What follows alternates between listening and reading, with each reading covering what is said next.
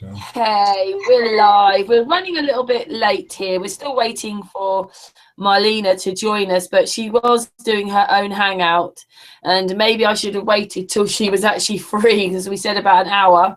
But we're going to come on and play a video that I put on Sun and Moon anyway, because it comes. But we're waiting for Marlena. I don't want to say too much because I think it'd be quite amazing when she comes on and talks about herself. But Ceres, so welcome to everybody in the chat room. Unexpected hangout. But it doesn't matter, does it? That's what part of this is all about, unexpected things. So over to see. Oh, we've got Uber, Josh, with us. I asked him to hi. mute, didn't I? Sorry about that. Alrighty. Okay, so Josh is. Yes, Josh? I am so sorry. I keep cutting you off, Karen. I'm so sorry. It was me probably cutting you off.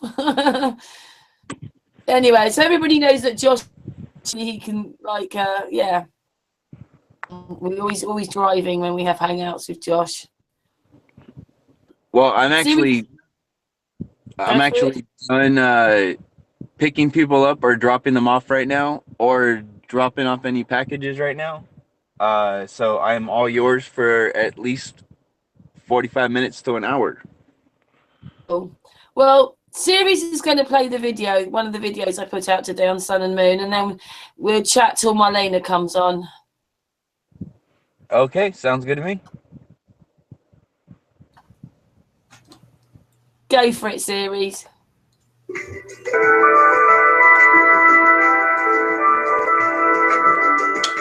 Hello and welcome to Awakening the Blog. Today I would like to offer some insights about the differences between personal and spiritual relationships. There is a lot of confusion regarding what's a soulmate relationship, what's a twin flame relationship, and what's a personal relationship. And I'm going to sort of divide them so we can consider them from a more encapsulated perspective. This is not really an easy thing to define or encapsulate, as I'm going to do, because we have to appeal to our perception of things. And I have seen that there's a lot of consensus about what a twin flame relationship is, but there's also a lot of confusion because there's a fine line between the soul relationship and the spiritual relationship, which I'm going to make a clear statement of the differences. And so let's start from the personal relationship, which is what most of us really have and know. A personal relationship is one that starts with an attraction, and it could very well be just a physical attraction. There could be other little karma issues behind it. We can have a personal relationship where there's a lot of power struggles, conflicts. There could be personal relationship where there's a lot of harmony and there's a lot of empathy at the physical realm, but there's no soul connection. But normally the personal relationship is based on ego and the needs of ego. The need for satisfaction, the need to fulfill the desires, the needs, the emotional needs. And therefore, this kind of relationship can be either very well managed if it stays on the realm of physical level, the sexual level maybe. It could not be necessarily very satisfying because there's this heart thing missing. Okay, I know there are personal relationships that involve the soul level too, but I'm just trying to make clear divisions so we can sort of start thinking a little different, and then we can unite one with the other or one with the other and make more, because relationships are of all sorts. So I'm just going to keep on in this sort of encapsulating mode before we can open up a bigger possibility. And where there's ego, there's normally going to be conflict, power struggles. Mainly when we fall in love, it starts with an attraction and a desire to see in the other what we need to see for that person to fulfill our needs of the perfect couple.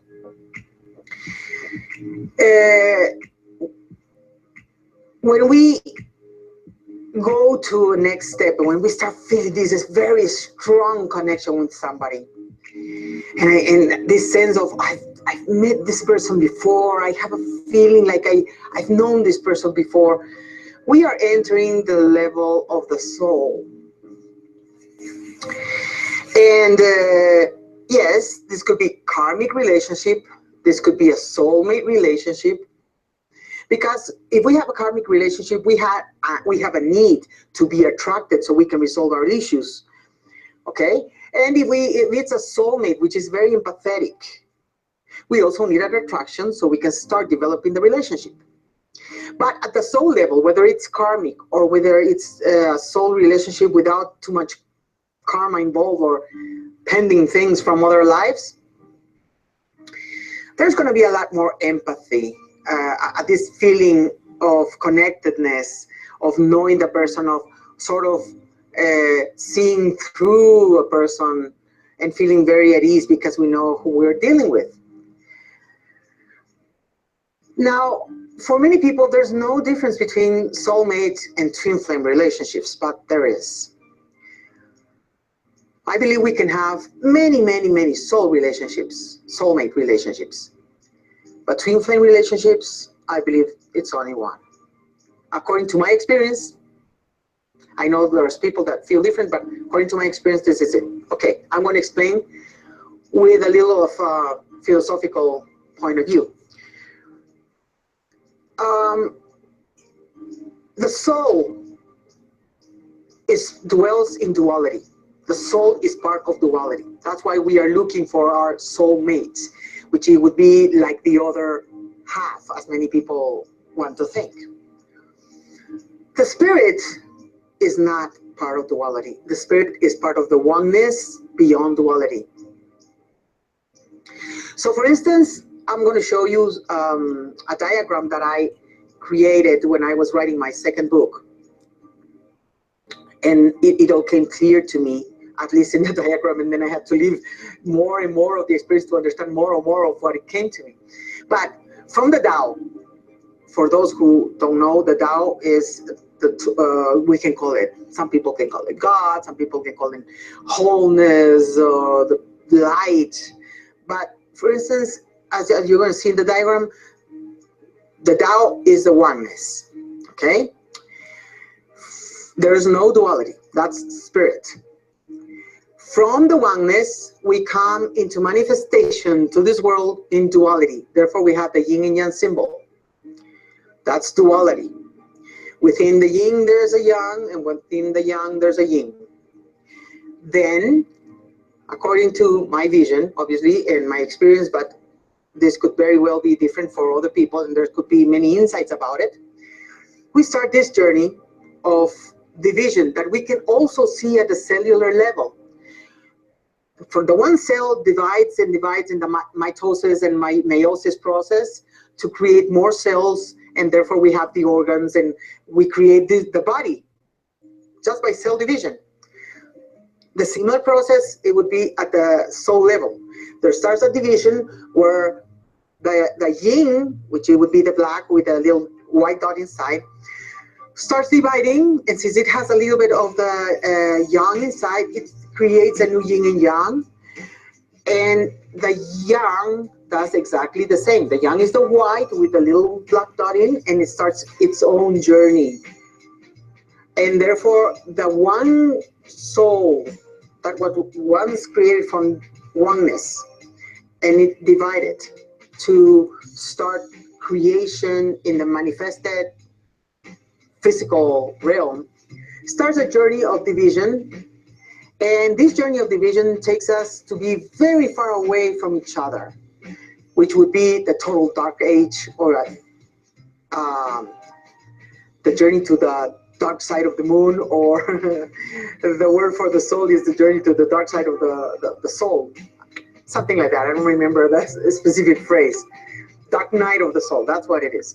So each one goes to the extreme where we are very far away from each other, and we experience the most amazing sense of disconnection and abandonment and suffering possible. Okay, and we go to those extremes, and it's exactly the same as the yin and yang in Chinese medicine. From one extreme you go to the other. It's a circle, and it goes to the other. And when you're very down in the yin cycle, you start going up to the yang, and when you're up in the yang cycle, you start going down to the yin. So in the same way is the spirit. When it divided into the soul, it goes all the way to the extremes of this connection of anxiety, suffering, desperation, and then we start the journey back home, when we start going back to who we are, and we start approaching this other part of our inner, our initial creation, in our initial self-creation. But the difference is that when it's like when we are born in total unconsciousness. And so we start the journey of separation, and then we go back into the journey of consciousness, which is the one I show on the way down. And then we connect again into becoming very conscious, very aware of the unity of these two polarities. We are awakened now. And this, when we are together and awakened, it takes us back to the spirit level. And again, down in the journey of division, extreme disconnection, and back to the journey of connection and oneness. This also might go hand in hand with the eras. The Satya Yuga, the Tetra Yuga, Dwapara Yuga, and the Kali Yuga, or the Golden Age, the silver, bronze, and iron age, as the Greeks have said. It is all, fractal. It's a fractal reflection of life. And so at the soul level, there's going to be many possibilities. At the soulmate relationship level, there could be a karmic soulmate relationship where you're going to have struggles with your soulmate, but there's a strong connection inwardly. And it could be a very empathetic soulmate relationship where you just get along and feel wonderful with that person. You have a sense of peace because it's a feeling of familiarity. At the twin flame level, I think it's the most powerful connection we can ever experience. And my sense with this is that the twin flame is actually the only one that can reflect us and touch us to the deepest core of ourselves. It touches us so deeply to the core of ourselves, which is unconditional love, obviously, is light and love. And it helps us awaken that sense of experience of unconditional love. Unconditional love is not what we think it is. We've been conditioned to believe one thing about unconditional love. We need to experience at a higher level this unconditional love in order for us to understand.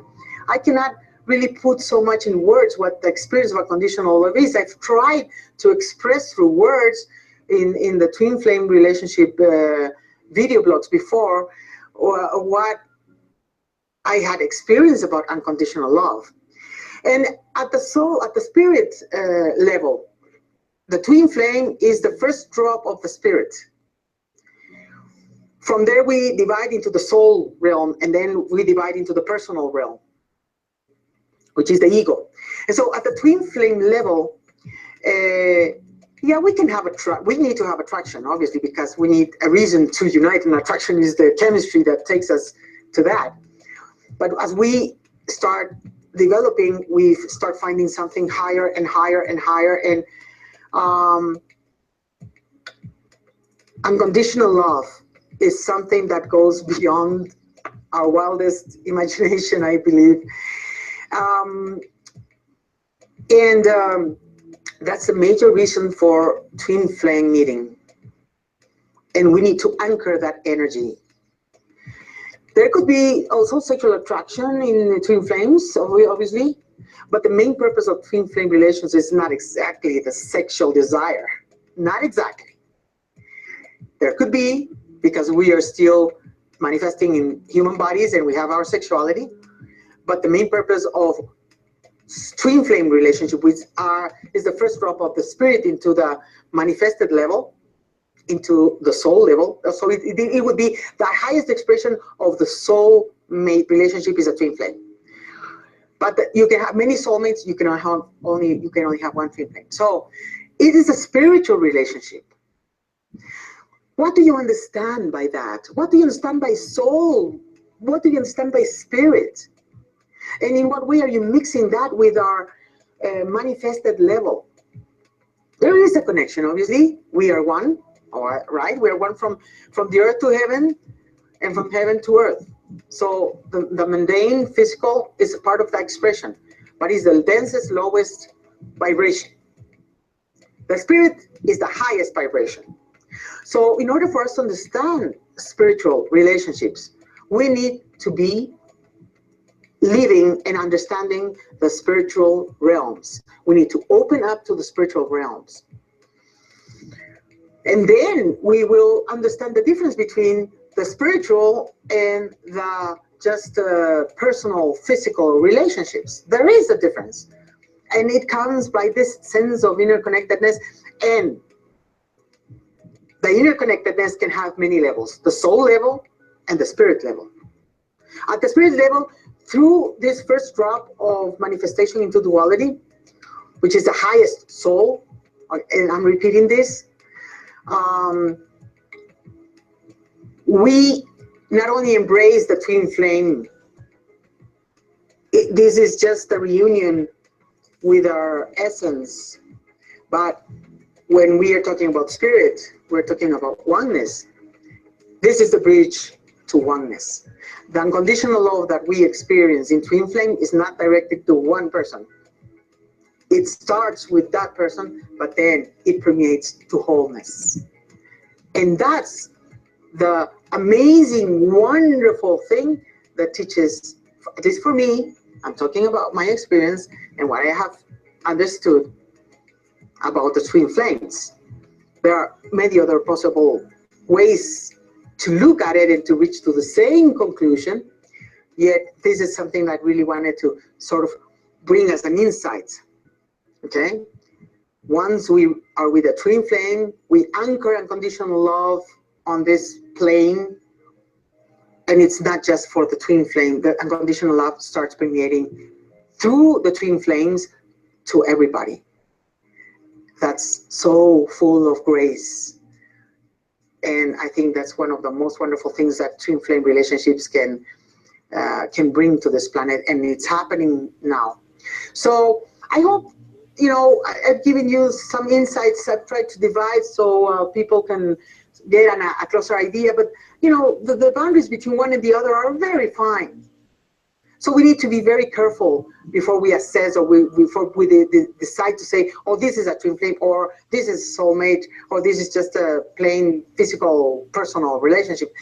We need to be in contact with ourselves, and we will have the experiences that allows us to understand what kind of relationship we are having. So I hope this has been of help. Any questions or comments, please do them directly in the blog. In the description area of the video, I have a link directly to the blog that I invite you to subscribe. I invite you to participate with your ideas, with your questions, with your experiences, because your experiences also nurture other people that come into the blog to watch the videos and read whatever I post there. So thank you very much. And I'll see you some other time. Bye.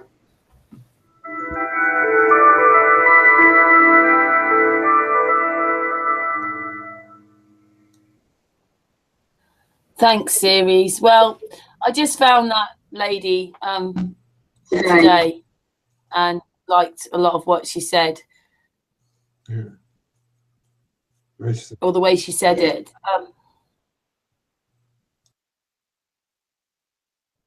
There's a bit of a feedback thing, Ceres. We're still waiting for her. She's still on her hangout. Maybe she's just lost track of the time, but we'll carry on. We've got Josh and we've got Patricia. Hello, Patricia.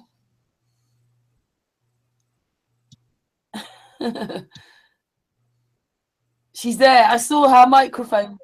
Hello, my darling. We're still waiting for Marlena, but what did you think about that video? A few years back, I went to spiritualist church, and that's a card that I picked out. I don't quite understand it. I'm a bit thick, but you know, a bit more. I think the more you look into it, the more you can try and understand.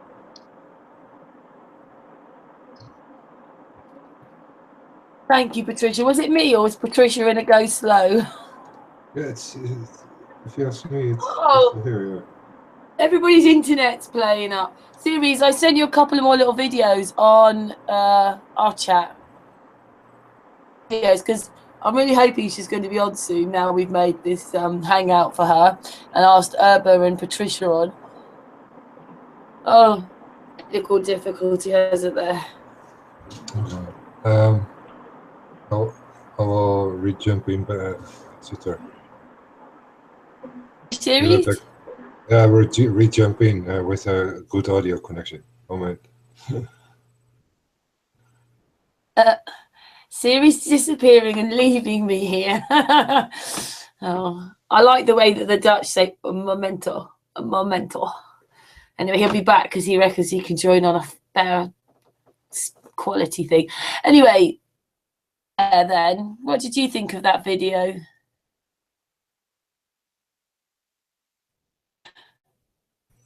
This series.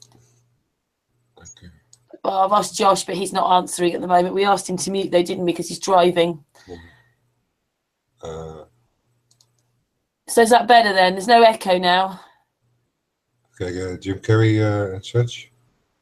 Yeah, go on then, because he said something interesting, and there's another one after that, and then hopefully Marlena will be here by then. A few months ago, after knowing Eckhart Tolle for a while and studying the books, I woke up and I suddenly got it. I understood suddenly how thought was just an illusory thing. And how thought is responsible for, if not all, most of the suffering we experience. And then I suddenly felt like I was looking at these thoughts from another perspective. And I wondered, who is it that's aware that I'm thinking? And suddenly I was thrown into this expansive, amazing feeling of freedom from myself, from my problems. I saw that I was bigger than what I do. I was bigger than my body. I was everything and everyone. I was no longer a fragment of the universe. I was the universe. And ever since that day, I've been trying to get back there.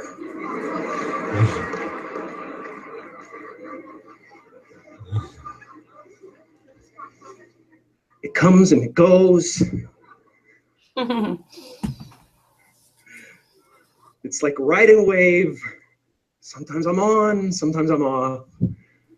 but at least I know where I want to go. And that I want to take as many people with me as I possibly can, because the feeling is amazing.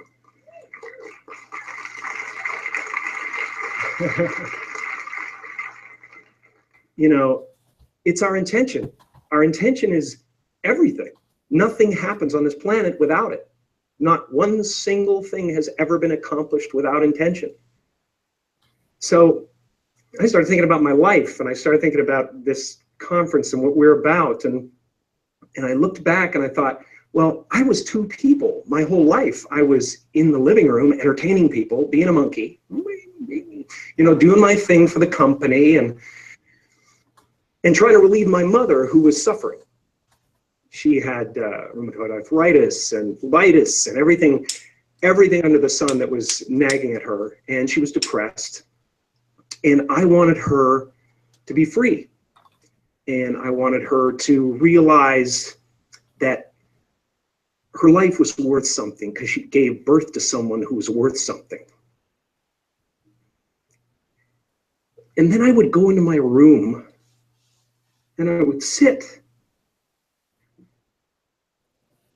with a legal pad. I was a little kid. I would sit there and I would try to figure out what it meant, what it was all about. Why are we here? What is this? And one day I read something from Buddha that said that all spirituality is about relieving suffering. And I suddenly realized that's what I'm doing in the other room. and I'm aligned.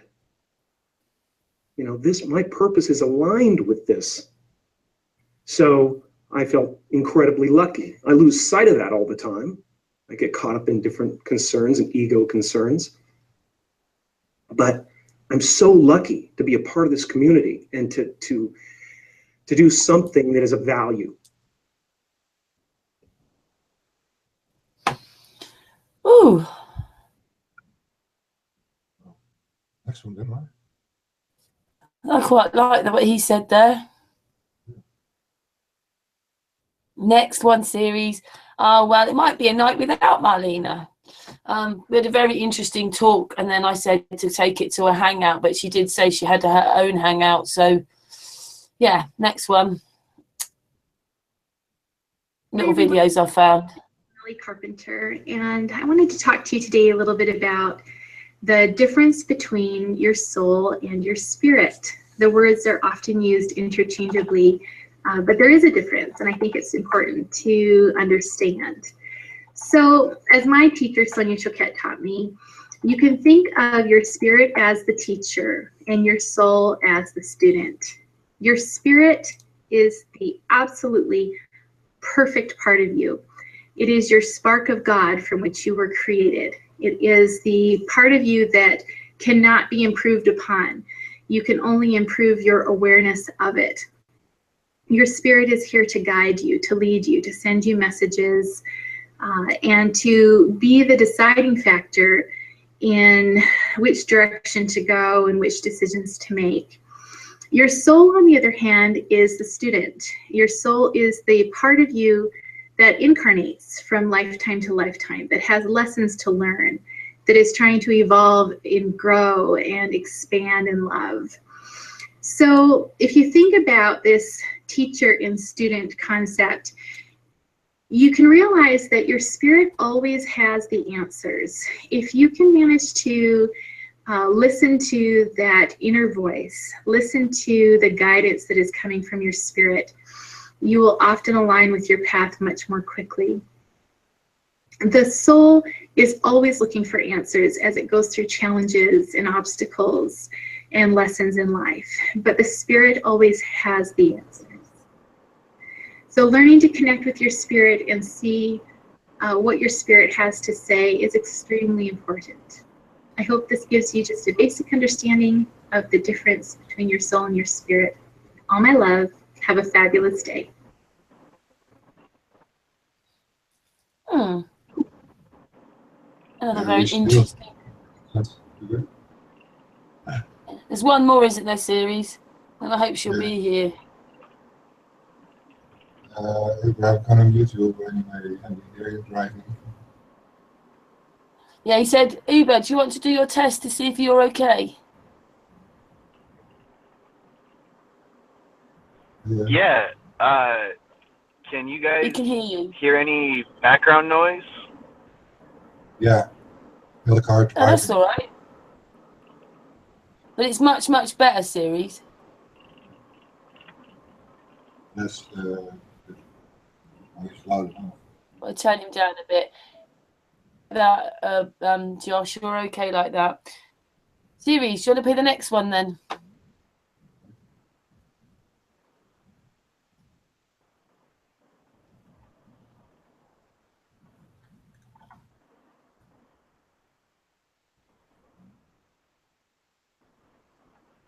Patricia, what is the difference between a marriage and a divine union? Marriage in different languages have different words. Like in Indian culture, it is called shadi or vivaha. Shadi is a simple word, is a happiness when you two people begin to live together as a husband and wife. It brings happiness in the life, that is called shadi. But in Sanskrit, it is a beautiful word, it is called vivaha. It is a little better word than shadi. Vivaha means, it comes from the word root, from the vaha. Vaha means responsibility. Vivaha means responsibility. Like it is responsibility on your shoulders that you become, two people become one. And it will, if you can fulfill your responsibility very wisely and gracefully, and be happy on life, like when you have a children, so you have more responsibility, that is called vivaha. In English it is called marriage. Marriage is like when two people begin together. In Europe now it is law. It is the law that even they live together, even they are not legally married, they have same rights like the married people. But let me tell you, whatever marriage is, it is like an institution.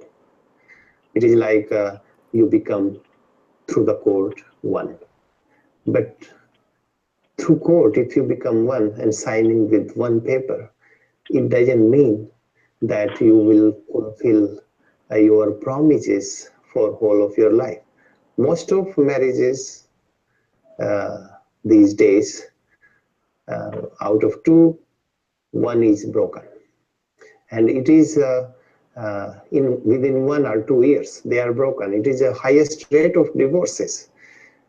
But on the other hand, if you consider, like in Hindu culture, there is a fire, they have fire and they go around 7 times, at least 3 times around the fire, and they fulfill promises to each other that I will not cheat on you, I will not disturb you, and I will ask you everything, I will not keep any secret from you, and I will fulfill all of my duties, and I will consider your family is like my family, and they promise each other and they become one.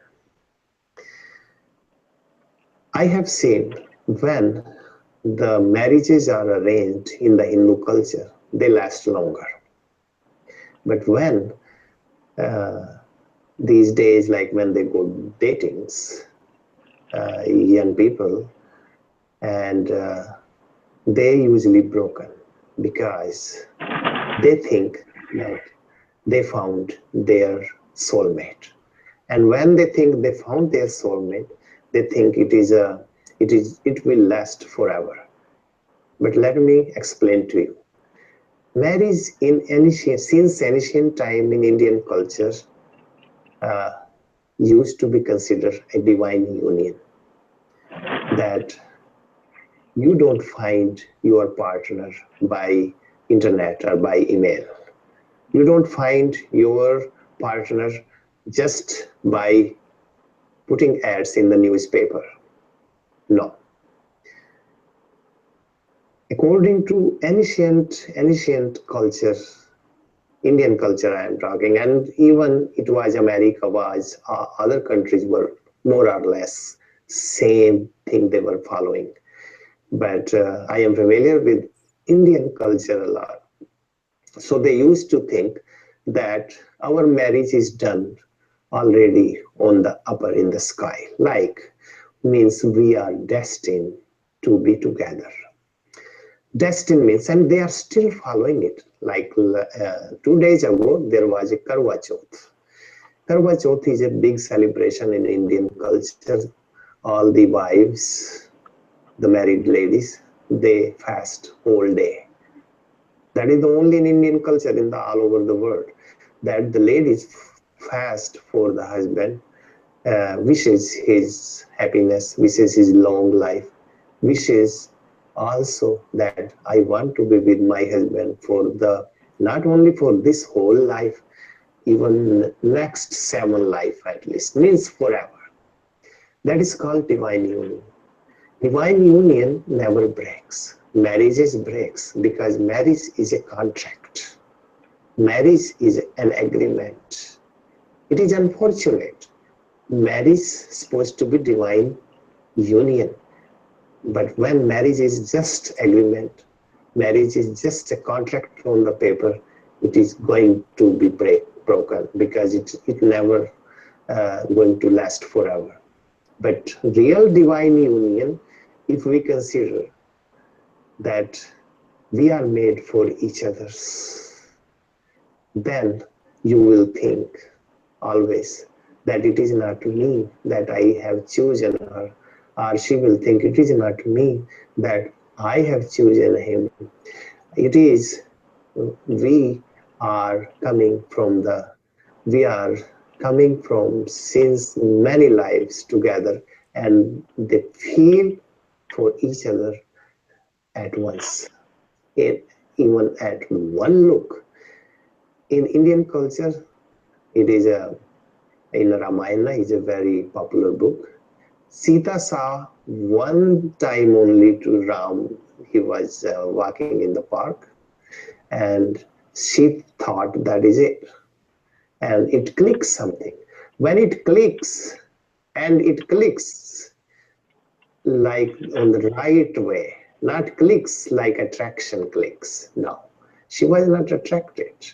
She was just that, no, it is just my soulmate, or it is divine union.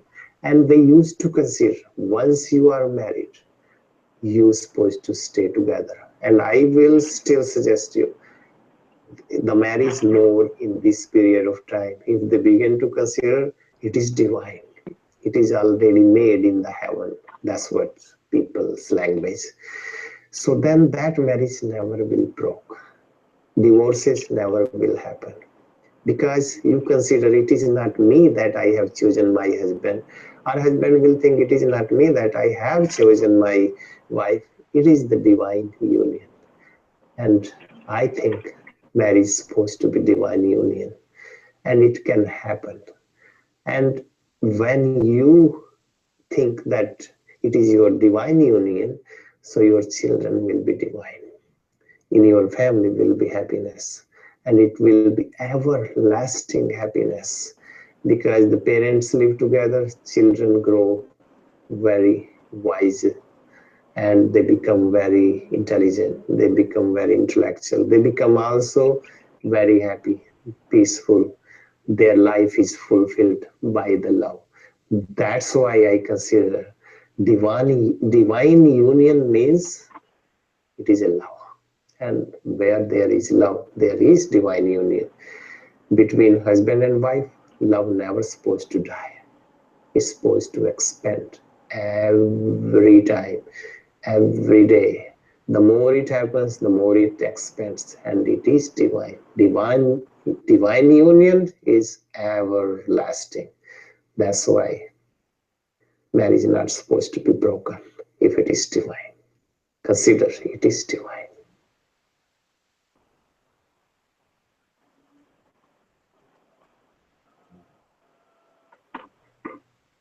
Thanks for that, Ceres. Thanks for that, Ceres. I sent you another one because we're still waiting for Marlena. At the moment, it's a non-Marlena night. Anyway, I sent you another one. I sent you two. One you'll like is about Mandelbrocks. And another short video. Talk after this.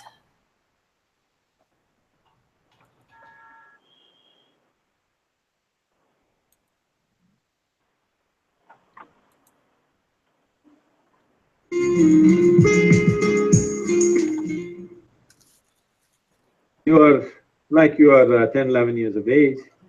The world was everything fine with it. Suddenly, your intelligence got hijacked by your hormones. Suddenly, the whole world looks different, all of a sudden. So all that's happened is, your intelligence got hijacked by the hormones. The chemistry has hijacked you. Very, very few individuals have the necessary awareness to look beyond that at life. Everybody else get flooded by this process. By the time they recover, usually it's too late. Not necessarily. So is it something wrong or right? There's nothing wrong or right, it's just limited, that's all. Is being limited a crime? No. But the nature of the human being is such, he suffers limitations. He doesn't like it. So a relationship, when you see a man and a woman, you're talking about a relationship. Because there are other aspects to it. There may be a social angle to it, there may be a physical angle to it, there may be a psychological angle to it, there may be an economic angle to it, the variety of other things to fulfill in a relationship. We form relationships with variety of people in our lives. You have business relationships, you have personal relationships, you have professional relationships. So, relationships we form basically to fulfill different types of needs or to fulfill somebody else's needs, whichever way it is. That is a relationship. But what you refer to as love is just the sweetness of your emotion. You can use another person to stimulate that within you, or you can be self-start mechanism. So, but it's possible for two people together, if they've been together beyond the chemistry, the chemical or the hormones, to be to be starters for each other and continue that relationship. I mean, do you see value in that? Do you see value in people staying together for so long? In a marriage? Beyond duty, beyond, say, okay, we have children, we have to do it together, society expects us to. There is a certain beauty for two human beings to weave their lives as one. There is a certain sense of… See, if you have to really be with somebody, you have to give up a part of yourself in some way.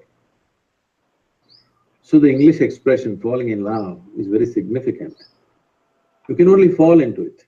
You can't stand in it, you can't climb in it, you have to fall into it.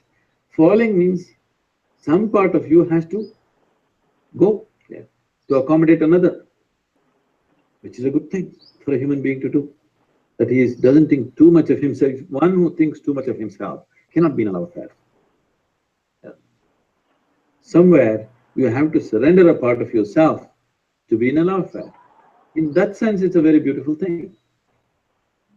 But in this weaving, as you call it, is it possible for you to be with another person that becomes, and I'm just guessing here, that becomes the conduit towards your own self-realization? Is that a possibility? Is that could that be a basis of relationship? It is definitely a possibility, but it's a risky possibility.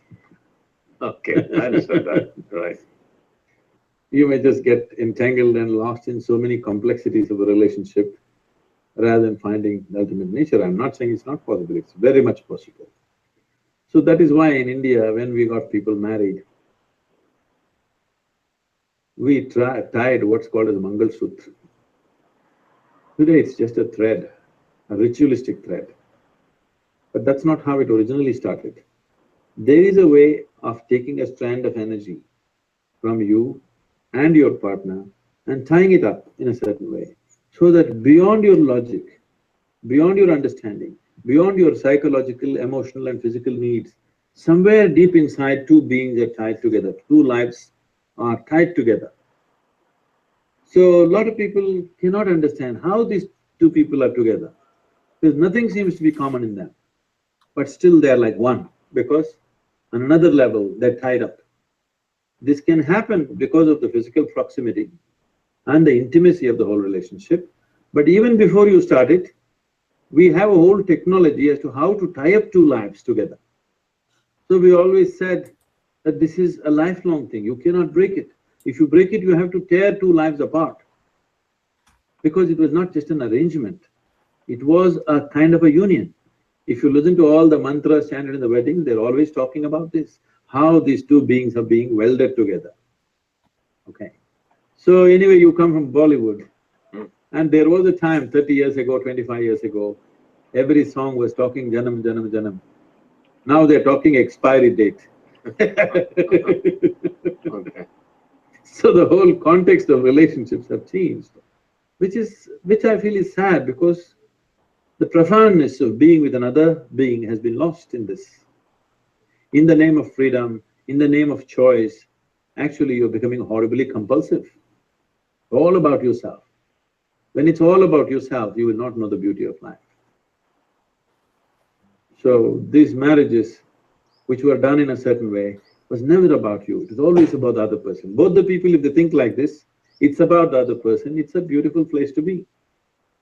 If only one person thinks like that, it becomes exploitation. If both the persons don't think like that, it's just a compulsive relationship. Me trying to extract something from you, you trying to extract something from me. Ceres, Conflict Ceres, situation all the time. I have a message come up. They're saying you're not authorized to play this, so stop playing it. That's what it says. This hangout on air will end if you continue broadcasting content you're not authorized to use. All right. Already. Hey, it's YouTube. Well, that's what it says. It won't go away now. I've never seen that before. Oh, That would be the social media police cracking down. It might be the last guy then, because it didn't turn up before. Well, we won't play any more of that then. Hopefully everybody's got the idea though.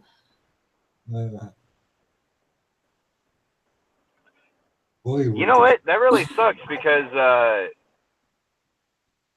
I really liked listening to that. Not that I agree 100% with everything he was saying, but personally, I saw him talking about a lot of fundamental things that we just kind of witness in life, period. It really doesn't matter what church you subscribe to or what religion you follow, but more of just, I'm sorry, I'm kind of struggling over the word I'm trying to use right now. Yeah. Religion.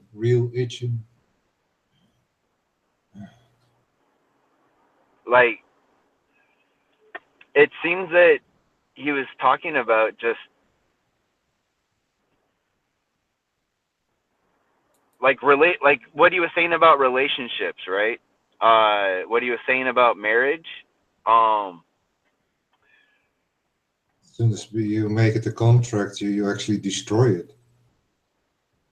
Yeah, and then if you think about it, you are destroying one marriage, which in itself is one entity, but at the same time, you have two parties involved in a marriage, and so no matter what, you destroy one marriage and you've broken two lives. Yeah.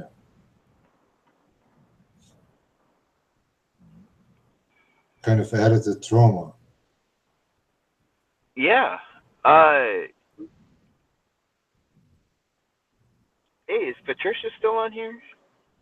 Is she still hanging around? Yeah. Yeah, she's still here.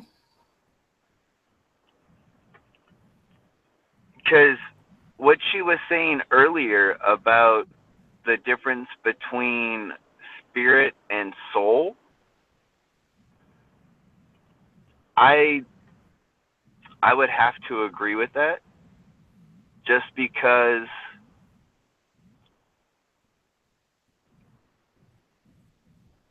it's kind of weird. I actually just got an oil change yesterday, and the Jiffy Lube guy that I was dealing with, I was talking to him about this, believe it or not, about the Trinity in itself, because of the word spirit. I know that everyone that is listening right now, and you guys have probably heard the term Holy Spirit, right? It's kind of what I see as the intuition, Holy Spirit speaking to you. In a sense, that thing what says to you that you are the one telling yourself a lie. You know when you know. Well, I'm talking about just, I mean, we've all heard the term Holy Spirit, right? I mean, you hear the Catholics talk about it. You hear the Jehovah's Witnesses talk about it. You hear the Mormons talk about it. You hear any form of Christianity, whether you consider Catholics Christian or not.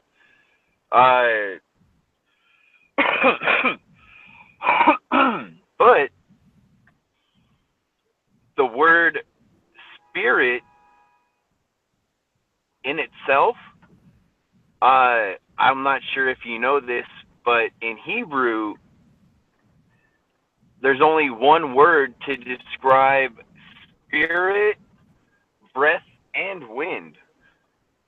They're actually all the same word. I'm not sure if you were aware of that or not. What is connected then? Spirit? Well, not even connected. I just mean, like, okay, if you were to say Holy Spirit, you would say the words Ruach, Kodesh. Kodesh means holy, and the word for spirit would be Ruach. Now, if you're going to say he has no breath, like you knocked the breath out of me, the word that you would use for breath would be Ruach. Like a different kind of word or anything, Spirit you would use into Adam. exactly the same word. Yeah. Yeah, very nicely put there, Josh. You thought about that one, didn't you? Believe it or not, I've actually been thinking about that one for a while. Well, in the meantime of you talking, Marlena has come on. Hello, Marlena. Hi. We started a bit Thank early. you. Yeah, I'm sorry. Well, I could still hang back because the other stream's going, but I'm totally listening to you guys. It's really interesting. Yeah, I wanted to hear a bit more about you, really. What do you want to talk? What my native heritage, that part, or my flying? I wrote down like there's three parts of you that came up. That you're an Indian from the Micmac tribe. Right. You're into this spiritual side of life, like opening up the sixth sense. But I suppose if I was going to talk to Ceres about it, the sixth dimension. And then you're also a pilot. Right. Well, we go by sixth and seventh senses here. Like your seventh sense would be the part where you learn to do your astral projecting, your lucid dreaming. Like that would be in the seventh sense. Your sixth would be when you're here doing, say people having their ESP and what have you, or their gut instinct. Your body tells you first. That would be your sixth. Or when you just know what somebody's thinking, that's all part of it, and everybody has it in them, right?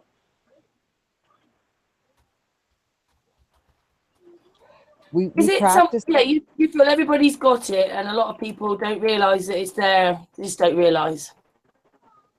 Well, yeah, they don't know. They think that, oh, it's just coincidence. It's just coincidence that they know what somebody else is thinking. Or say, Coincidence is not a kosher word. Sorry. that's right. I don't believe in coincidence. That's what I'm saying. People say that. I'm not saying I say it, because I don't believe in coincidence. I know that everything happens for specific reasons in our life, right? But what we do is we teach from very young that what you feel is true. When you see something, say we were talking about invisible friends, or we don't call them that. We call them visible friends because the children do see these beings, spirits, or I think they're spirits myself, because they're on a dimension that we cannot see, and nobody had, like us as in adults, right? The children do see them because I've experienced it myself when I was little, and I know what my children experienced. So to me, that would be on the sixth sense level. But on the seventh sense is the other stuff where you're forcing yourself to do a specific thing, like to astral project. And the ones that never did it don't believe in it, but that's okay, because no matter what, anybody can do it. It's just getting to that twilight part just before you're falling asleep, and that's where a lot of magical things happen for all of our senses. But it's Yes, I agree with you on that one. specific one. Yeah, that specific one is your seventh in our culture, anyway. I don't know how it is in mainstream, or I don't. I could just speak on my own experience with my tribe, right? Could you just explain to people as well? When we were talking before that we started this hangout, you were explaining that you didn't know that it was a ball. No. Oh yeah, that's hilarious. Uh, you know, uh, my parents were both flat earthers. Well, you guys might always hear, us native people, we talk about Turtle Island. We're not talking about a turtle. It's just the fact that it's flat, and the reason why it's called the turtle's back is because of the fact that our continents are all the shapes of how a turtle shell looks. So, say ours, for instance, like North America, Europe, and what they show on this globe thing, just like those continents are actually shaped like this octagon, okay? And then so there's ones on the outside of these, and it goes on and on. So, always known this all my life. When I became 15, 16 years old, around that age, all of a sudden I have these people, because I was homeschooled. So, because people ask me, well, how come you ever heard this in school? As well, because we weren't taught bullshit. I'm sorry for swearing. We weren't taught this kind of thing, homeschool. What we were taught was, we stick to the ground because we're heavy. Basically, we're heavier than air. That's it. Our story never changed. So what happened was, I ended up talking about the globe or whatever. These people introduced it to me. A few of my friends were talking about it. And I said, what do you mean? Because they were saying, like, I've always seen globes and stuff, but I thought it was a sci-fi thing. I didn't know that people believed this shit. Yeah, I really didn't. I was like, what? Because they're like, yeah, that's really true. And, it's just like when you watch, say, Star Trek or Star Wars, right? And you know that's sci-fi. So every time I any heard of this stuff, I thought it was part of the sci-fi thing. I thought this is, people believe this because it's like, you know. So I was explained how it spins around, and back then they said 800 miles an hour, and also saying that we're hurtling through space at the same time, and I just couldn't wrap my mind around it, and I still can't. I'm sorry, I really can't. I can't debate people that try to debate me, that are global people or whatever you want. I don't know what you guys call them, but I can't debate them because I don't understand. I'm not at the point where you guys were, where you knew this first. I shouldn't say knew it, what you were taught first, and then you found out the truth later. I just don't know how to debate it. So lately I've been asking more people, well, how would you explain that stuff?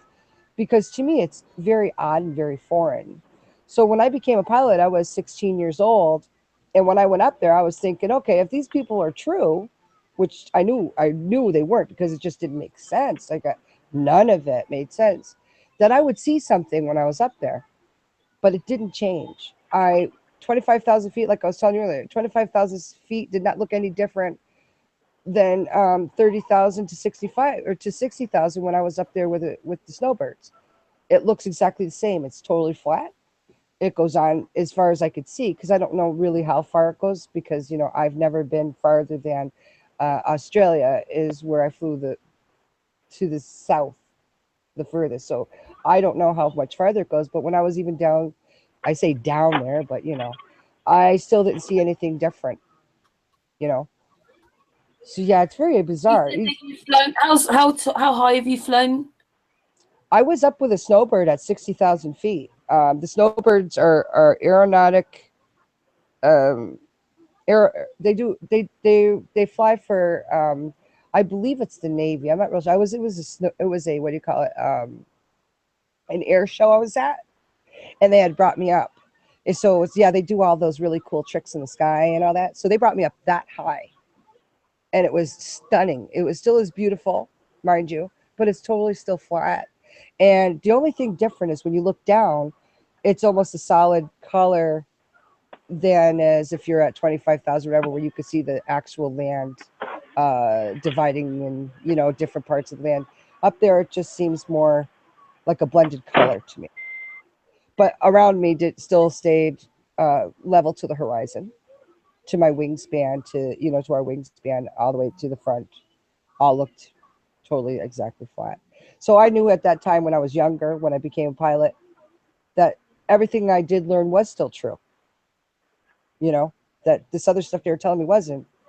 Someone was explaining to me last night about how I'm supposed to see everything turned in or something. I don't get that. Like if I was flying high, that this is, mind you, somebody that is a global person was telling me that when I'm up high enough, I should see like the buildings and everything like lean. I don't see. I can't even get it. I don't even get it. Like even trying to explain it, I sound like a kook because I can't. I can't. It's so And ridiculous. you said to me that when you were up there, it doesn't look any different than if you're flying lower. It's just you're higher up. Right. Yeah. It still is the same. The horizon is still at the same. Meets me right to my eyes. Right. When I'm flying, I also do not have to correct for any kind of curve. I never have to be pushing constantly down or pulling constantly up. I never have to. I do straight and level, and there I go. There's no magical anything that's making me turn a certain way, or you know what I mean, right? Like I never have to correct myself. The only time I do is if I'm veering off because the wind pushes me. If I have a slipstream, that's the only time I really have to correct myself. Or if When you're up which there, Marlene, any difference? Like, there's like, do you see any distance looking different and looking one way than the other, or is it just as long, as wide, as big as you can see in that perspective bubble that you're in?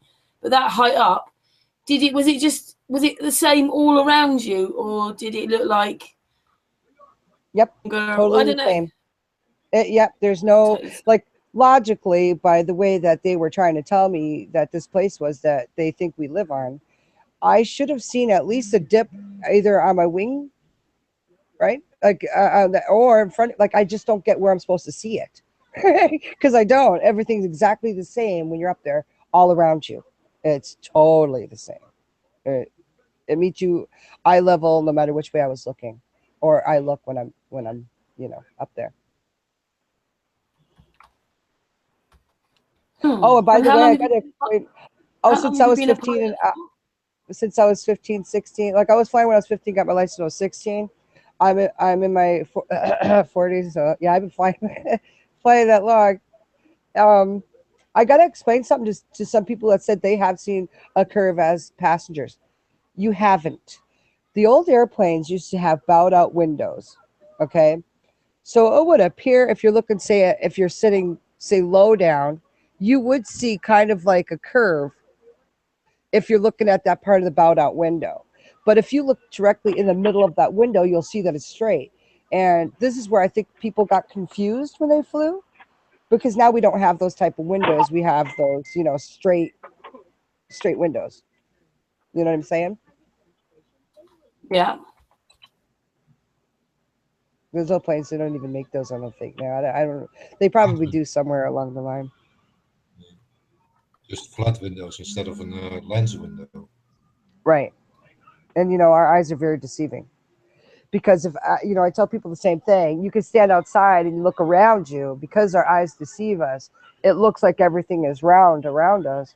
But if you take your binoculars and look, you're going to see that you can also look further, just like you do if you're zooming in with a really good camera like a P900 or whatever. You know.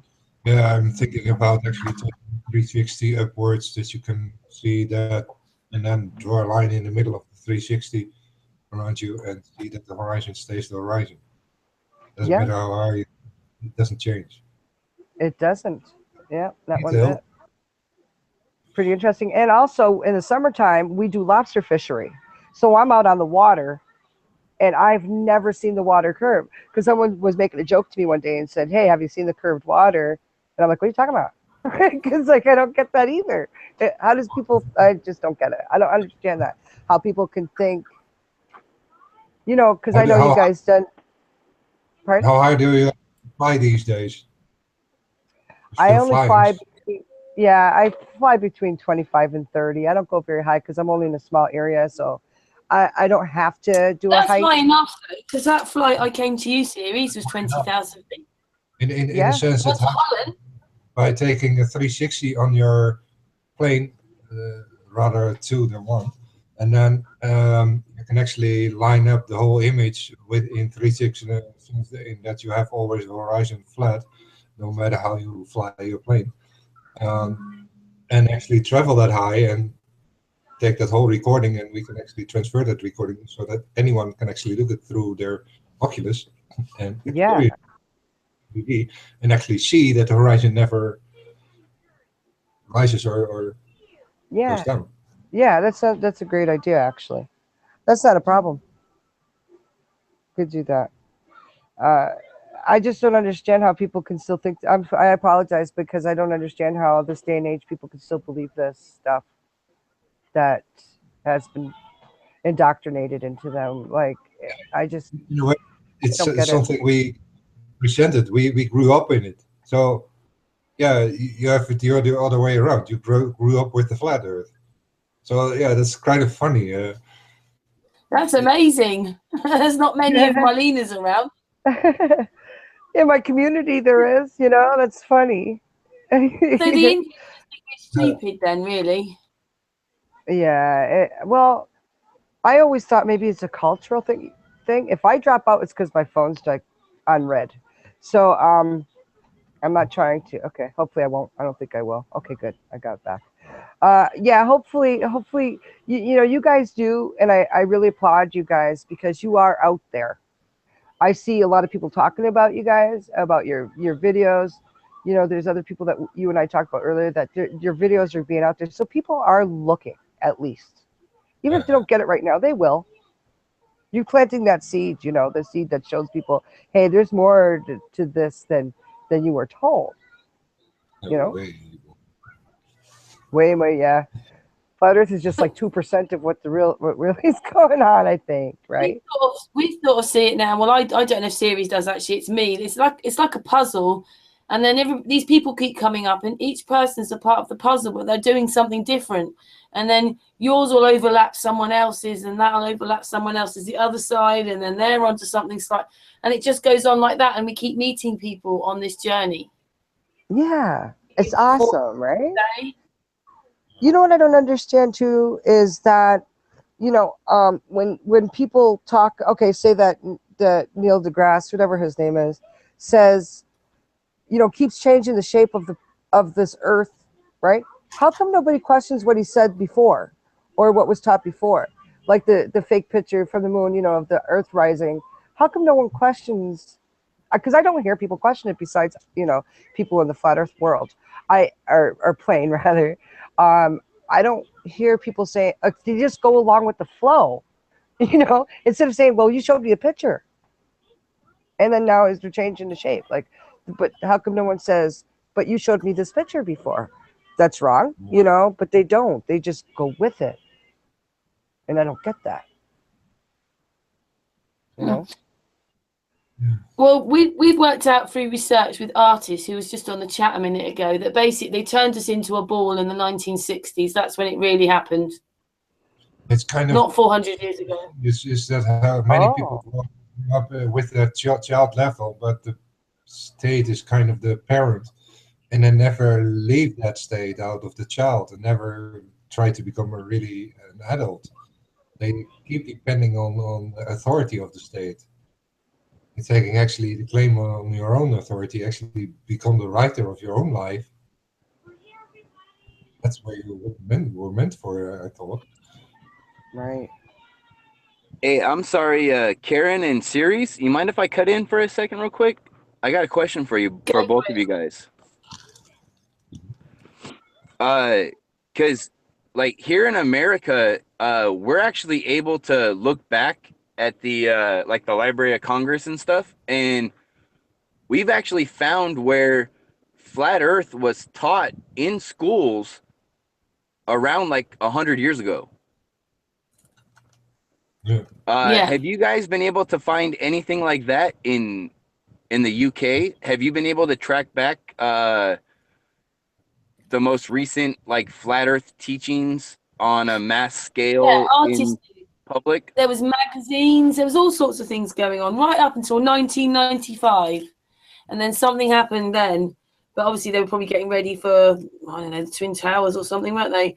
But really, all the way up until 95? Up until the 60s, there are documents which NASA released, which they were working off a fat plane. Artists found that you went to prison if you talked about being a globe in the 1900s. And then we looked at the fact that you could see this massive electric cars. You could even have turbines on them. You could do solar panels, because obviously those are the later ones. And then, but really, it's sort of wiped from our memory. It's in there, but it's been there. It was all there. And then they've had 2 world wars, which not in America, but over here destroyed a lot of everything. And then coming out of that, we've got oil, gas, space, globe. And it happened in the 60s. But people were still trying until the late 90s. And then it just seemed to stop out there. No. Do you think that has to do with because the pictures were released? Like, you know that whole saying, like a picture's worth 1,000 words? You think that was like the catalyst that they used to really shut up anyone that was teaching or trying to continue teaching the flat Earth? Well, I think that's why it's so bad, isn't it? Because then they told us it was a ball. They could have just told us the truth. And then they went and lied and said we were a ball. So it goes right back to NASA, as far as I'm concerned. Telling NASA what to say. Exactly. Everybody, and then, and that got rid of God. That got rid of whatever you want to call God, whether it's a Buddha or it's a being or it's a spirit or a frequency. It got rid of all that belief, because once we were a ball and we came from apes, it didn't come. We came on now everybody's completely different. I think it's so sad. I think it's so sad that they took away that beautiful part of our beings for a lot of people that I've come across lately. It's sad. You know, I don't even know how other way to put it, but it's the most magical part of being a human being. You know, is these gifts that we're given. It just astounds me.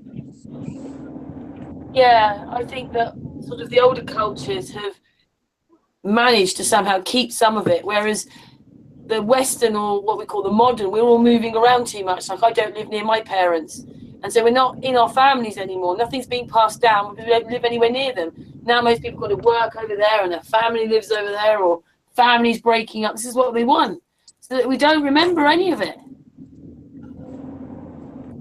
That's what I think. You know the what? lie's so bad. Carry on. I'm actually really glad that I'm able to talk to Marlena now, and I look forward to talking to her in the future also, Marlena, because Thank you. It's nice talking to you too. I really think that the Indian tribes and the Indian cultures have an, I don't want to say unknown, but an unrecognized relationship with the God of the Bible. And I actually get this from listening to another Indian. It was him and his wife, and I forget the tribe that they dealt with, or that they were part of. But I remember that they did a segment with Deep Inside the Rabbit Hole with David Weiss, and it was very interesting listening to them and the connections that they had with scripture without even really realizing it all this time until they started actually looking at it. And I'm really actually just looking forward to not even really being able to ask you any like certain questions or anything, but just talking to you and just hearing the things that you say and being able to put the pieces together basically like on my own, like I don't know, I'm able to pick out patterns and things. So just talking to you in the conversations and stuff, I know already that certain statements that you're going to make, just because of certain statements that you've already made, that I think that we're going to have some great talks about this later on, I totally agree with you. Yeah, a lot of things that I don't read the Bible. I don't know much. I don't know much about the Bible. So I think that you'd probably be better at that part for me. But I can tell you certain things like if you, on a later time or whatever, we're all together again. I could talk about the creation story that we're taught. And we have glue that would be kind of equivalent to maybe your Jesus in the Bible, whoever learns the Bible or whatever. We do have a specific person like that or a being like that in our culture. Yeah. So yeah, I get it. There's probably a lot of similarities. There's certain things that I kind of know, but not. I can't pretend that I do know the Bible, but I do know my culture for sure. Well, you know what? I wonder how far it goes back in history, actually.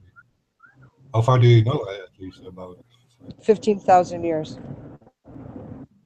Wow. 1,000. Wow. And That's all. it's never changed. We have them in our hieroglyphs here. We have them in our pictograms. We have them, the whole story. Our story never changes. It's the same, and we tell our children the same. We don't add, embellish, nothing. It has to. We have to tell it specific to the way it's told to us. So yeah, it for sure. Our oldest artifact here was found. It was between 19,000 and 20,000 years old, carbon dated, radiocarbon dated. Something, that's why I don't agree with people when they talk about how scripture could have gotten mixed up when they give the example of that game Telephone. And they're like, haven't you ever played that game Telephone where you whisper in someone's ear and they have to repeat it to the next person and you go down the line? And Chinese you know what? that really doesn't fit, because like what you were saying right now, when you guys went to pass on your oral teachings, traditions, experiences, everything to your kids, you guys would repeat like almost word for word or whatever, right? Like the exact. But not only that. Taught. Yeah, but not only that, when we do teachings here, it's not just the parent. There's also an elder there, and there's also someone from the community that's either a medicine man or somebody to make sure the story doesn't veer. Yeah. Exactly. And with the game Telephone, there's rules to that game. Like how you're not allowed to repeat yourself to the person. which really throws a big monkey wrench into it if you're trying to actually get a message across. And like the rules are that you have to whisper and you have to not be able to repeat what you said. That's not a good example of what we're talking about right now with passing on traditions, you know? Because I mean, when you pass on a tradition, if they don't get it the first 2 or 3 times, there's nothing stopping you from teaching them 4 and 5 times again, you know? Yeah, and also we have to do it in our language, because there's words in our language that we don't have in English. So one word can mean so many different things, natural things, put in specific areas in a sentence will change the whole dynamic of that story. Yeah. So it has to be said in our language as well, right? So yeah, Where it's important. the word is actually a whole collection of meanings. Right. One word. You're right. One word can mean a paragraph. You're telling way so far that takes that actual understanding of what all these meanings are and in which context. Language is horrible. It's interesting for sure. Do you know, we in a sense, Marlena, we're talking about you just in other things. We have a methylific pyramid night. An artist will repeat how these people or the Mayans or whoever it is have this system, which you just talked about. Yeah, definitely. We just don't have it anymore. That's right. And you know, during my lifetime, there's certain times that we learn specific things. Like say that when we go through our moon time, the girls, you know, moon time, we're taught a different thing. And then you're taught different things at different stages of your life, because that's when you understand them the most. So like when you go through your moon time, the girl, you know, we have to have a certain ceremony, and we're done and told certain stories, or you know, a certain part of our history, so that you are in an understanding. You can't teach that same teaching to a little girl if she's like 3 or 4 years old. So all through your life you have all these teachings, and right now I'm starting my elders teachings, because I passed all the other points. So now I'm at that one where not only am I starting to learn to be an elder, is I'll be able to teach it in 5 years. You have to have at least 5 years of that experience of living that way in our culture before you're allowed to teach it. So these people, and I'm sorry, I have no offense against people that are into our culture, we do, no matter what color you are allowed to come to our powwows. That's what powwow means. It's like a gathering of people.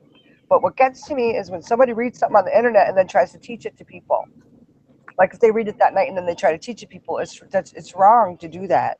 So if anybody is interested, please just do it right. If you want to learn specific learnings from any of the Native people, do it right. You know, use the medicines that we use, you know, do the smudges that we do. There's reasons why we do those things. It's not, you know, hocus pocus or magic. This is stuff that's real. You know, it's real, as in the fact that if one of my children are sick and I smudge them with sweetgrass, that sweetgrass is a medicine, and it goes through their cells, you know, because we are open. Like, you know, if you go to the deepest cell or whatever, you know that it's just pure energy. Well, this is how it works. Those have medicines in it, and then it cleans. And the really cool thing about, say, sweetgrass itself is no animal, the animals, the insects, everything respects that. That's Mother Earth's hair, that none of them will urinate on it. They won't eat it. And they will not, you know how some animals will just go over and just step all over it. Animals will not touch sweetgrass, because they also have that understanding as our brothers and sisters, right? Just so everyone knows. Well, can I ask you something? And please don't think I'm being rude at all, but it just seems that if, say, for instance, we turned into a ball in the 60s, they're lying about masses of our history. Like now we're remembering, oh yeah, there's a picture there. Look, there's a I don't know which way to say it without sounding political or wrong, but a black man, he's there dressed in nice clothing. Some of these black people, they were kings, they ruled. It's like we're finding out all our history's a lie. Did they do what they did? Did they do it to the Indians? Like, No. if you take the history they're giving us now, then I'm surprised that you would want to talk to us, really, what we've done to you. Yeah, I'm surprised Yeah, that but there you, is something. yeah, but you know what? You specifically did not do it to me. It's maybe somebody along a lineage of one of you maybe did, but you specifically did not do that to me. And that's the way we live as Native people. We accept people. We accept everybody, regardless of what the past happened. We don't live there. If we lived in the past, we would never move forward with our own teachings, with our own children, or a lot of non-Native children that come into our community to learn, because a lot of parents bring their non-Native children here to learn Native ways because they know it's healthier for their children, I guess, maybe. But no, I don't tag anybody because I don't expect anybody to tag me as a drunken Indian because that's the stereotype. So I would never do that with any of you guys. And yeah. And the thing is, we knew about all the races before they came here. We already had our medicine wheel and we knew about them. We knew about people in different parts of the world or plane, right? We knew that there was different colors of man, and that's why our medicine wheel is the way it is. We have, the 4 basic colors, the white, red, yellow, and black. And those are in the directions. So we got, the black is to the south, this is the way it goes. East is red, white is north, and west is yellow. Okay. So we knew because we used our abilities back then, if you call them abilities, it's kind of a weird thing. But we've always known that there was other people. And there was a woman, a Micmac woman who before the settlers came here, she told us they were coming. We were not surprised when they came because she had a vision of them coming. These blue-eyed, they call it blue-eyed people were coming. So our culture knew, and we were prepared. We were not prepared for war. We were prepared to greet. And if you notice, if you meet up with any traditional Indian, they feed you. They take care of you because that's just how our culture is. If you come into my house and I offer you food, it would be very disrespectful to say no. You know what I mean? So no, we don't carry grudges. Go ahead. So this whole thing, kind of the biblical way of treating a stranger. I guess so. I really can't. Yeah, I guess so. I don't really know yet. I can't sit and say I know the Bible, honey. I don't. This is what I get out of the biblical But they side do that. Okay. Oh, I get it. So far I figured they sell you the authority, but they stole all the knowledge from the history, what was actually there. Yeah. And they suppressed everything that and take their new history in there, and we think it's all, etc. Yeah. Hey, Marlene, don't worry too much about not knowing your Bible. Okay. Well, no, I mean, like, for 2 reasons, actually. Because everything had to take place in the natural before it could become a simile or theological, Like, you can't teach someone what the symbol of a dove is if that person's got no idea what in the world a dove even really is. Yeah. If they don't know the physicality of a dove, you giving it to them as a representation of something means nothing unless they know what it means in the natural.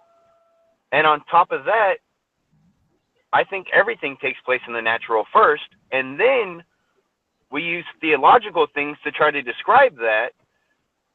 And I say that also because if you were a loving God, right, would you put the secret of salvation or the secret of being happy or the secret of like life and everything, would you put it in a book that only maybe 0.5 to 1% of the whole population that's ever walked this earth has seen?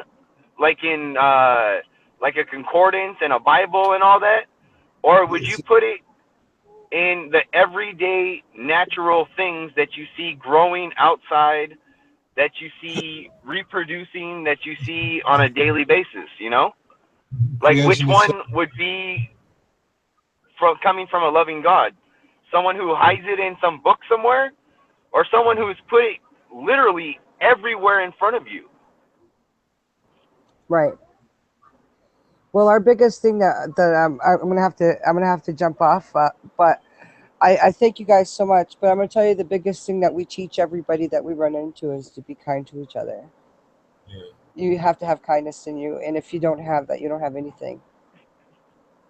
You know, be kind to each. I really have to touch on that because I tell my children, you know, before when they were little, before they would leave the house, is you make sure you're kind to whoever you run into, because you don't know what kind of bad day they've been having. And by you telling them hello or, you know, smile at them, you might be the person that changes their day, you know. And my stream is still going. I got to jump back over there. And Thanks for popping on, Marlene. I've come back because we thank you so much. So we give Marlena. Yes. Thank you so much, Marlena, for talking. It was awesome. Yeah. Thank you so Gotta much. come And back now. yeah, I love you guys. We didn't get to your sixth senses and stuff like that. Oh yes, yes, we will. Yeah. Yeah, I left my stream going and there's like people still in there. I said I'll be right back. I'm just gonna go talk to these wonderful people for a second. And yeah, we weren't even supposed to run this long, remember? We were always supposed to have a back chat. It's okay. I think you guys are so awesome, and I feel very privileged to have spoken to you guys. Yeah. We'll arrange and get you back to come and talk about the other bits. But thank you for just. You're welcome. You guys are so great. You guys are doing such a wonderful job. It's really a privilege for me to be sitting here talking to all of you. But we all need each other, don't we? Like we're all part of this thing. Like I said, we need each other. We need people like you. You're welcome to the family. And you know what? You and I have to sit there and talk about, you know, our women thing soon, our lineage of women, because I was really intrigued by you earlier. But we were talking about the line of our women and what, you know what I mean. That how your lineage goes with your women in your family. The same as mine. Yeah, we to be continued then. To be continued. Yes, yes.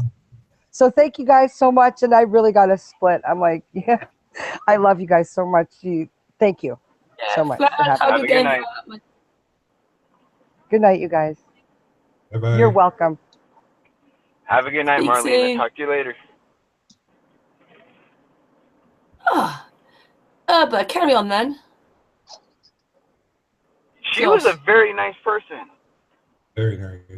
Oh, don't you? You know. And I like to learn things from people that don't have the same views as I do, because I think that all of us actually share some kind of common ground. Especially with the cultural background and this age. Well, I never realized there were still actual tribes alive in that sense. Actually, giving. Really important though, isn't she? Because she covers the spiritual side. She's got she's a pilot. Do you know what I mean? And she's got her traditions, and the fact that, you know, like I say, when Artis is telling us about the Mayans and all that, well, she's still part of something like that, whereas we're not. So she's part of all the things. She's just got loads of interesting things to talk about and say, and yeah, we're listening to some like. Have you guys ever checked out Coral Castle? Speaking of the pyramids. Yes, we've done that one. Doesn't that blow you away? Like, the guy came out and said, I think I know how the Egyptians did it. And then he went out and, like, proved that he could do it himself. Simply. Yeah. That was actually kind of cool. Yeah, but we still don't know. We still don't know how he did it. I know. Doesn't that suck? Like, well, we have an idea, first off, because of the tools that he left behind in that shed, which by the way, were some of the most. I mean, it was some rope, some pulleys, and some cone-shaped things. That was about it. Can I just say though, I did ask her a question. That, I just the whole thing with our history, you know, like if it's a lie and it really came in the 60s and then they made the First and Second World War happen because they needed to get the globe, then did we do all these things to the Indians? If, you know, like for instance, Dave Murphy was telling us that some of his origin was from Ireland, and he can go back, and what it is that his relatives own land, so they couldn't have been slaves. And they weren't slaves, or it was their names and owning land. If they owned land, they could. The slaves didn't own anything. His relatives owned land. So it's like, right, okay, then it's just that. Karen, I'm so sorry. I only caught every other word right now. It's cutting out like every other word. I think it might actually be my signal right now because I'm in LA. I was just saying that they've lied about. I'm sorry about that. Am I coming in okay? You're coming in okay. Ceres, can you tell him? It's just they've lied about so much of our history. I was just wondering. Right now. Yeah, it takes you out maybe. I don't know what you want to tell. Sucks because I'm in traffic. It's not like I can pull up into a better spot. Just wait a minute. There's a bunch of cars in front of me. I was just saying, was any of this history they've told us the truth then?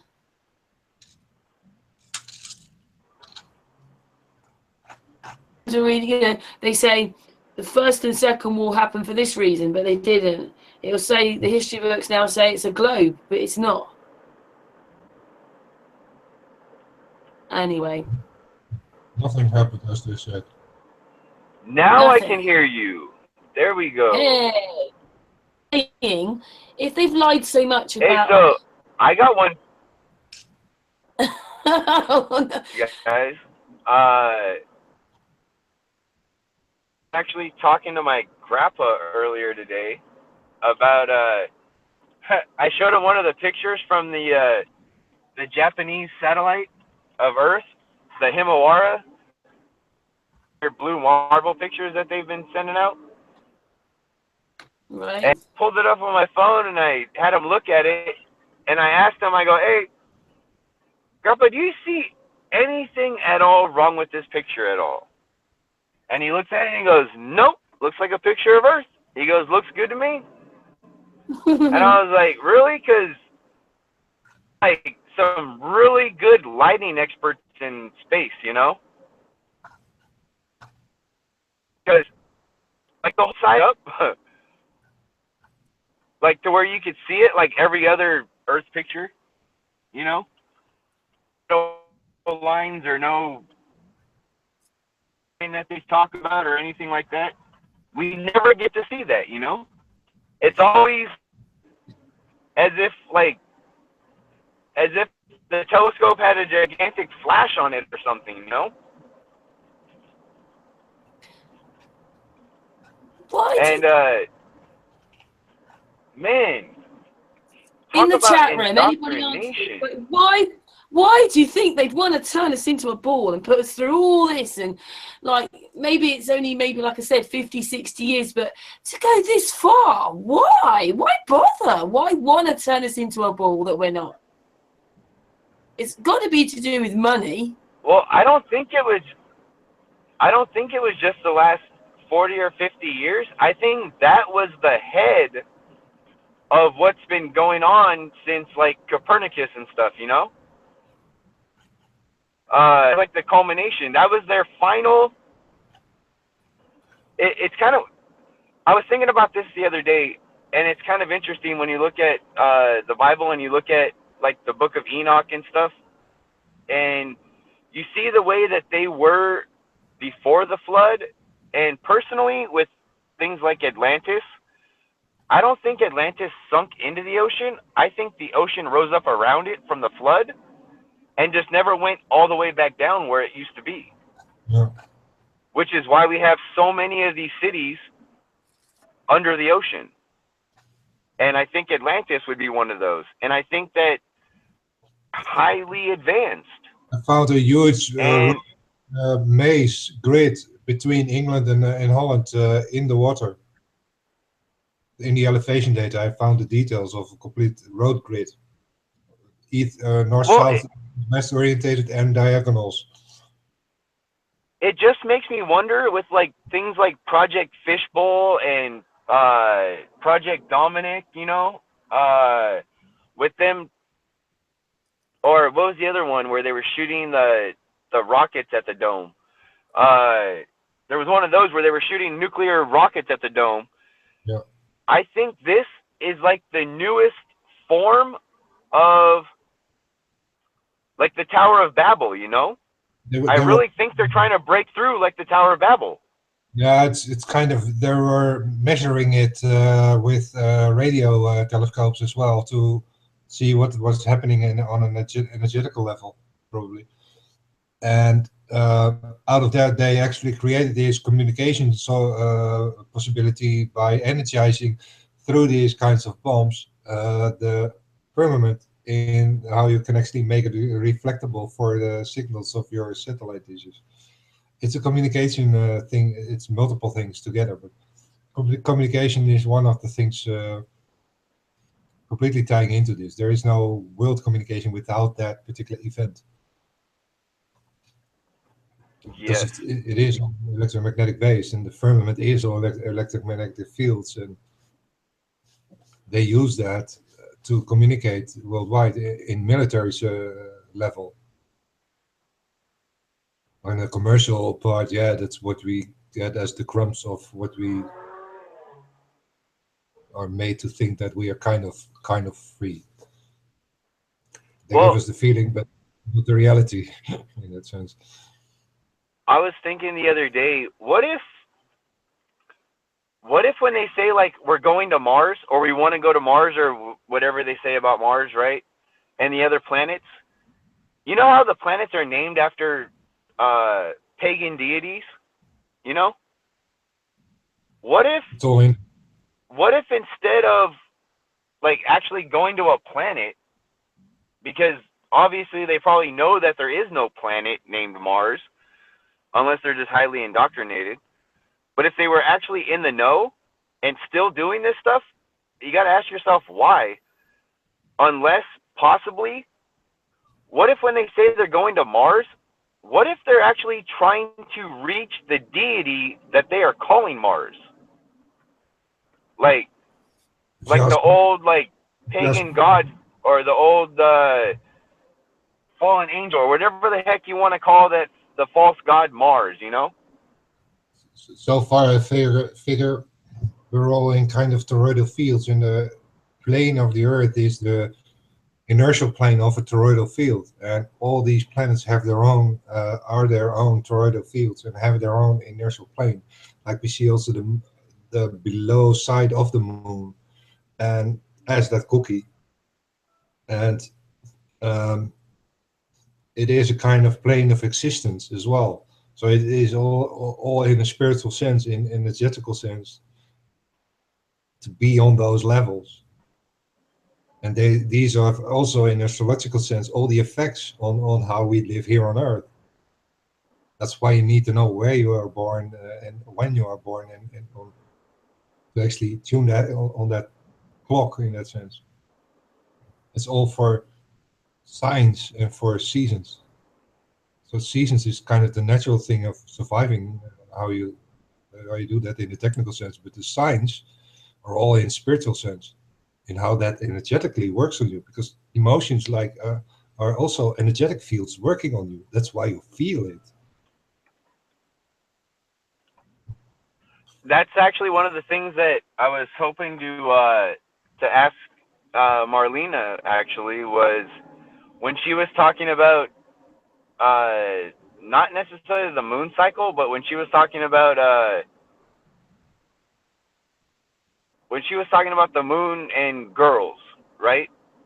I'm pretty sure that she was actually probably talking about I'm imagining, but I wanted to ask her if her tribe or her people, if they use the moon timepiece, or if they use it in like an astrological sense, trying to let it control their life and have, you know what I mean? Like have Let it. I'm not sure if that is it is as an effect in there. It doesn't necessarily mean that you have to make that choice to let it happen, in a sense of an effect that you have to react to it. Because there is that free will is kind of what I say. Free will is a will that wants nothing. Because as soon as it wants something, it is bound by what it wants. And a will is actually your body, another word for your body. Kind of also a free body, about freedom. You're only free when you actually don't make that choice. Because the choice itself is kind of as the seduction to get into the duality, while your path is out of duality, in a higher spiritual sense. That coming together again, where that woman is. I think she sees this all as a spiritual journey. It is all spiritual. Which is, yes, it's an experience, a spiritual experience, a spiritual experience. when I hear someone say the word spiritual now, I think of wind. Wind, yeah, the breath, what brought to life in Adam. The breath is the spirit. And you know what? I agree with her that spirit and soul are different, because even in scripture it says that breathed into Adam, and that word is ruach, but then it says that Adam became a living soul, or in Hebrew it's actually a living nefesh, which is a completely different word than the word spirit. So I'm with her on that one, that spirit and soul are different. Very much so. And the spirit is that part in the one or something. And that soul is that part in the dualism.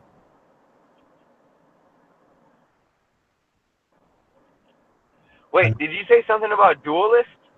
I'm sorry, it cut out for a second. The dualism. And the spirit of the spirit is the oneness, the Tao in that sense. And then the soul is then in the duality state. And that is coming back into this complete higher spirit relationship with what she was talking about. I got you. The thing is, the one thing probably that maybe it's not for everyone, but I don't know. I see it as this whole thing we're in, this flat earth thing, is a spiritual thing. We live in a spiritual realm. And I think the physical is a shadow of the spiritual. I agree with you, Karen. The thing is, we know what the things that are right and wrong, really. It doesn't mean you're perfect. It doesn't mean, you know, I was saying to Ceres, I went to work and I screamed the other day when something fell on me, and it was this ridiculous thing, and I was so fed up, and then this thing fell on me, and doesn't mean I'm a perfect person. But generally to other people, you know, and you know what you're looking for, and you know when you've met one, and you know when you haven't. It's things like that. It's got a history which, you know, we might have had, but it's not like, I'd like to know what she means when she knew that the blue-eyed people were coming. We have to have her talking a bit more, because I think a lot of the countries, I just felt when I went to Turkey, it was the same. You know, they were happy as long as they were in the family, and that was the most important thing, was the family. It didn't matter if the top or the bottom, the family. Well, we don't act like that. I try and get my kids to do something, and they, oh, I'm not doing it. No. They don't care, whereas in those countries, they respect their parents because they had them, bore them, so they look after them. And then their children look after them. And it goes on like that. And they kept saying, you're rich. And I was thinking, yeah, with a card, you know, a credit card, but not with our souls and hearts. You're rich because they haven't lost a lot of their traditions. They've kept them. Western people don't know who they are generally, or they don't care anymore. These things which were important. Sorry, I didn't mean to cut you off. Keep going. I'm so sorry. That's all right. No, that's all right. I was just gonna ask you a question that pertains to what you're talking about when they were saying that you're rich. If I asked you the question, who is a rich man? What would you say? Well, from a book I've read a long time ago, it's a bit like, would you sell yourself? No, you wouldn't, and you wouldn't sell it. So you're already a millionaire in worth in the first place. How about this one? He who is happy with his portion. Yeah, that's pretty direct. Right? Like no matter what you have, if you're happy with it, it doesn't matter if you're comparing yourself to someone that's got $1 million or not. If you're happy with what you have, who cares what they have? Well, exactly. It's your happiness what makes you rich. Yep. Well, your happiness is only dependent on you. £1 million or dollars, would you? You wouldn't. But so that means you're already a millionaire in worth. You just don't realize it. But then, well, you know what? You'd be a millionaire worth to somebody else, though. How perfect everything is, how rich everything is, how well everything is. And then you get all this indoctrination through the television, false gods, the whole thing. It's all just crazy. In a sense, I would also add in that I use mostly also expect nothing, because then everything is a gift. I like that one too, Ceres. The expectation brings only the disappointment. That's easier said than done, though, Ceres. At times. I'm not saying that anything was easy. I'm only saying it was worth it. Anything worth doing is not easy, usually. If it's easy, it's not worth it. Exactly. But you know, the thing that the thing that we're striving for is to find that past that's missing, because that says who we are. Actually finding the present in where you are. Because I mean, like, anybody who's a flat earther is turning into a moon person. I mean, we're up at night. We're up most of the night now, and you have to make up some sleep in the day, so you're missing the day. I was looking at. Sorry, I was looking at my pictures in my phone. Sorry, I was looking at my pictures in my phone yesterday, and turns out I have a lot of pictures of the sky. Apparently, for the last couple of years, even before I got into flat Earth, I was interested in the sky. Like, I was taking pictures of the moon, like pictures of the sunsets, pictures of the clouds, pictures of rainbows. Like, and now I'm going back and I'm looking through all those, and I'm like, I cannot believe I did not see what I was actually seeing. I think that's the most frightening thing of all this. I do call it the word, like, frightening, that they've gone this far to sort of make a virtual reality that doesn't exist, and they've taken us that far, and we're looking at it and we believe it, and they've done that well. But we live in a really good VR headset game. Yeah. I mean, you just got to go and look at any NASA footage. It's all a joke. And you talk to someone who believes in it, like, this is a lie, they're going to call you're crazy. And yet, you know it is. Who is it that is trying to set up the cameras with the 360 cameras and the VR headsets and stuff like that? Who's trying to do that? Was that Stan? Stan Smith. Stan. Okay. Because I have a VR headset already. I got it free with my phone. Yeah, I got it free with my phone.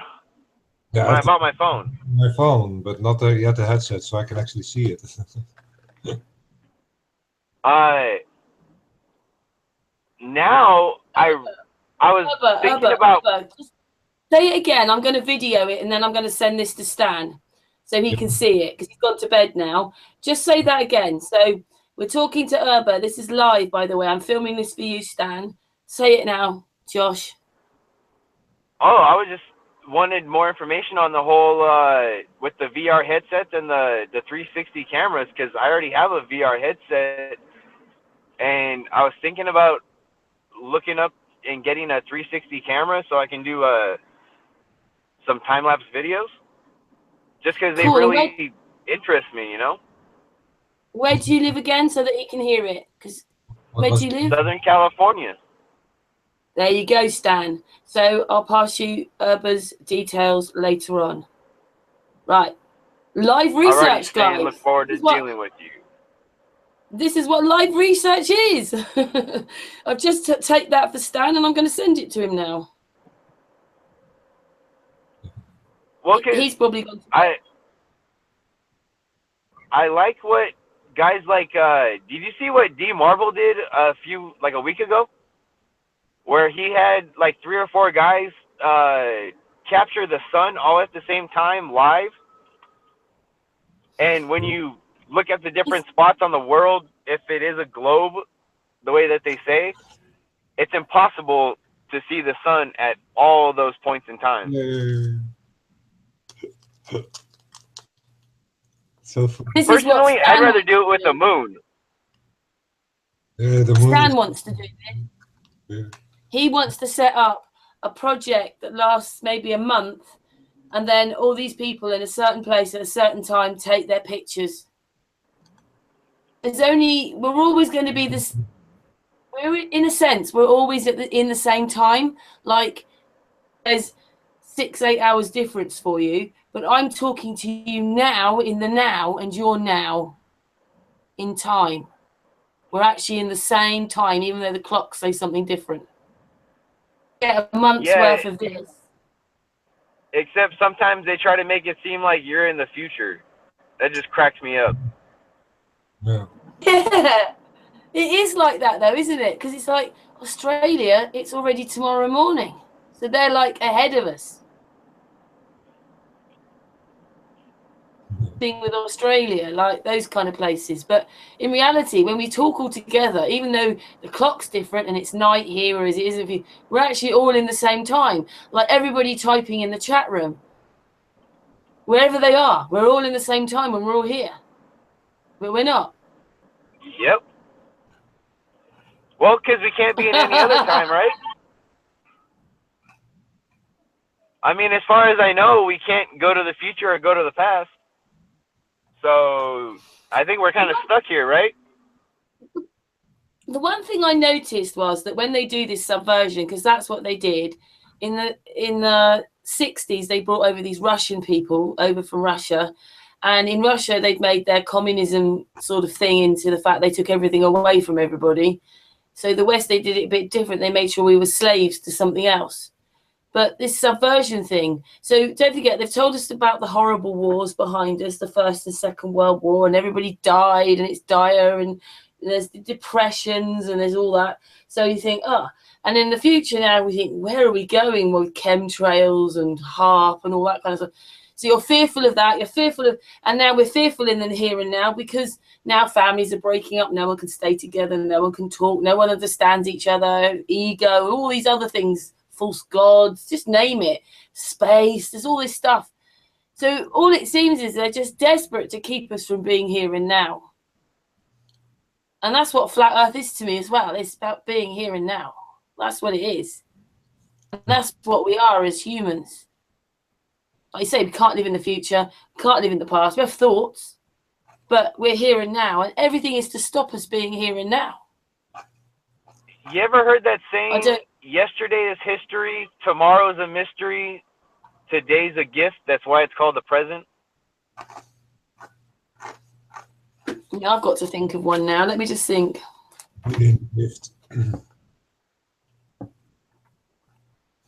Well, I didn't mean to make this a competition, dear.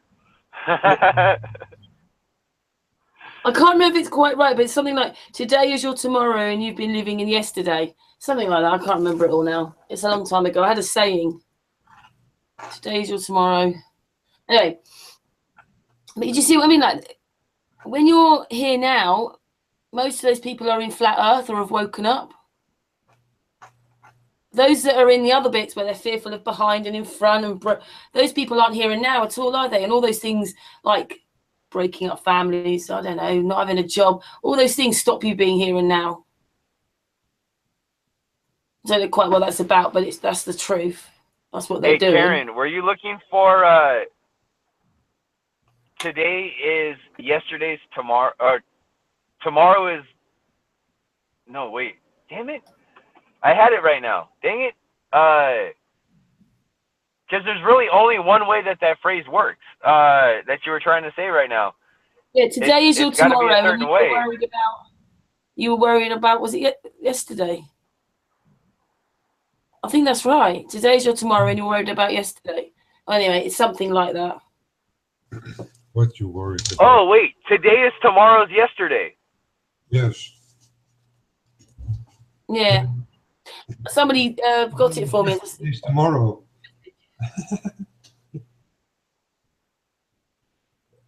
But yeah, today is tomorrow's yesterday. If you actually think about that, that makes complete sense.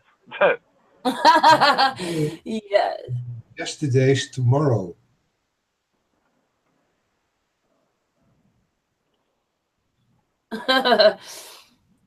Direction. I mean, we understand, like, you know, like this whole thing of coming on here has been a bit tricky sometimes when you've actually got those that are, say, Christians and what they believe in, and those that are not, and those that believe in, like, sometimes it's caused like a few like arguments going on, like, but in reality, the spiritual side of everything, surely we have to be spiritual, as we'd be a dead soul. Well, actually, that's the living dead out there. You could That's say what it happens actually if you both don't. ways. Today is tomorrow's yesterday, and today is yesterday's tomorrow. Oh, Ceres. I was just hoping this awakening then isn't just about waking up and going, oh yeah, the piece of land is flat. Ta-da! This is about a spiritual journey. I'm sure that's what we're here for. You know what? That's what it started out with me to begin with. The first guy that really hit me with the flat earth that made any difference was Rob Skiba. So that just goes to tell you where I'm coming from.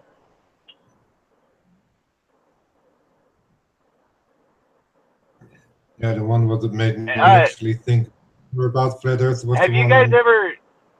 he Sorry. couldn't debunk. I don't know, somebody ranting about it that he just couldn't. He tried to debunk it, but he couldn't. And then I ran, okay, you know, let's figure that out. Let me get Ceres. Did you look at it and go, man, I could do this in 20 minutes. I can bust this out and prove the globe. Somebody who tried it and it just couldn't. And then about that, he had a recording on YouTube.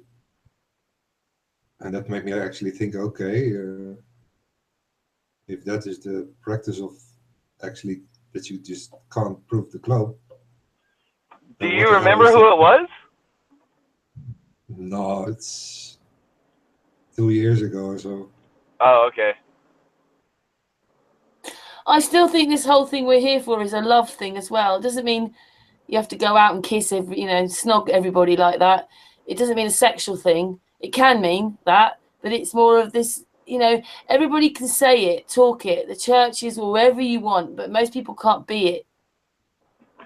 And it's about being it, not just saying it. Spiritual love. Love has turned into a very abstract word now. Yeah. It means so many different things to so many different people. That's why I try to go back to the natural again. And I really like the Hebrew language just because it's really, really, really old. And with the way that they thought of love, like, if I asked you to name something that you love, a lot of people would be like, oh, well, I love fish, or I know, yeah, I know what you're saying. This is an essence thing. This is something that's from your heart. That's what I feel. Like they'll say like I love fish, and the thing is they don't actually love fish. They love the taste of fish. If they really love fish, they would throw it back. Yeah. Like because the way we use love now, it's a very selfish form of the word. Yeah. When in Hebrew, the word for love actually is the letters of the word. It's when one loves the other until the two become one. Like basically, you love the other person until it's almost impossible to tell you apart. Now. And then he fell away. No. Yeah. Oh, just me and you, Ceres. He'll be back in a moment. Yeah, again, everybody has this different concept, but I don't know since a little girl. I just, who says what God has planned for you? Astrology, probably. I'm just not sure whether, because I was talking to Marlena before why I asked for the hangout, but it seems that I feel and know they're from a childhood. They never left me from when I was a child. I think children do know much more. Maybe they are like Dave Murphy noticed that children talk a different language. Babies, they're all talking to each other. We just can't understand them. Paleo Hebrew. It's a language you start with as a baby. As babies, we have all this knowledge. We know all this stuff. We understand what true, connected essence love is. And then as adults and children and adults, we just lose it. There he is. Hey, that was horrible. All of a sudden, it got really quiet, and then I looked down at my phone, and it said, "You are off the call." And I was like, "What?" You're not. I haven't even touched my phone. I didn't even touch my phone. My hands are on the wheel. Network disconnection. Switch. I've been hearing a lot of things for a long time about Hangouts and about how janky it is with its service and how it does a lot of weird things. So I'm kind of interested in seeing what is in store later on as I continue with these Hangouts. Well, Ceres and I were hoping, to make a community, of people like I keep saying, it's like we keep stumbling across people and they become this other piece of a puzzle. Each one has something. It's all different. Each person has a different part of this puzzle. Yeah, it's just happening. A little bit in the direction of a community of great minds. Those who can actually share ideas. Yeah, Karen, I know I was talking to you about that buddy of mine that was telling me to watch out for you guys and all that. I really have, like I was trying to tell him, I got nothing to worry about, dude, because really what I see with this group is that it's just an open panel. Whether you want to believe it or not, you're able to come on and not get bashed down for no reason, or not even for any reason. Like, as long as you're civil with everybody, everything will be okay. I'm really glad that you've given everyone this kind of platform, to where whether you believe or not, okay, we can start there and work forward now, but just I have have trouble with that when people are like, "Oh, well, you don't believe? Okay, kick rocks." It's like, dude, really? If Jesus was standing here right next to you, would you ever do that? I doubt it. That person, which we're not going to name or anything, but they misunderstood something that Santos said, and it was a bit like I was directing them to Santos, and then they want, oh, if I come on, I've got to say my piece, and I want to do this, and I'm going to say this, and I was just like, I can't, because that's not what we're about. Like, you know, you may not agree with everything Santos says, but if you actually listen, many, many more people who've understood what this is all about actually do understand what he's going on about. He's not saying One what thing, people think. In a way, I would also say, who am I to judge anyone's island? I mean, I barely understand the island, so how can I even judge it? Only the Most High can judge. Yeah. Yeah, but we're not exactly. here to sort of put Christian against this. We're not here for any of that. We're here because we're a group of people whose main goal should be to research and help and move forward as best as we can. We're all different. So we don't want the drama or anything. I just don't understand. People, well, maybe the longer we're around, maybe that's what people do to you. I don't know. The war for opinion. And you know what? I really can't have any ill feelings towards my friend because he just thinks he's doing the best for me by keeping an eye out for me. That's all. But at the same time,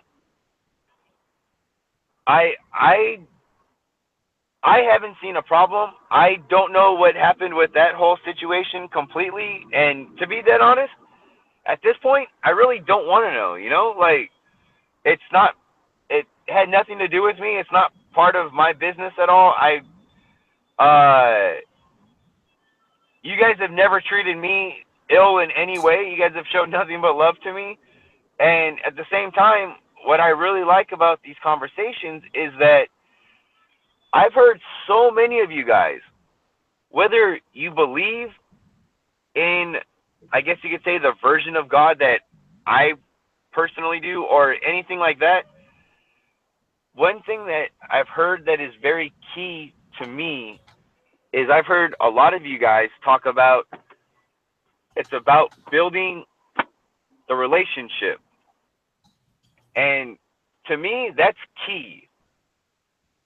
Because most Christians that go to church on Sunday are completely missing that one. They're more worried about following a whole list of rules that they got to abide by. And they're thinking like, oh, I got to make sure my tie is this way, my shirt's this color, and got to make sure that, like the Mormons, make sure I got my special underwear on.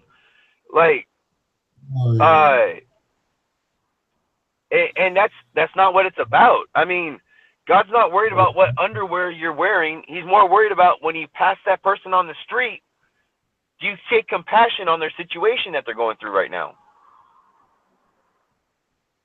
The actual compassion, the actual feeling, the actual experience, seeing the other. I mean, why else would he say that he who loves the least of these, my brethren, loves me? Right? Like, yeah. Otherwise, what did he mean by that? It makes no sense, you know?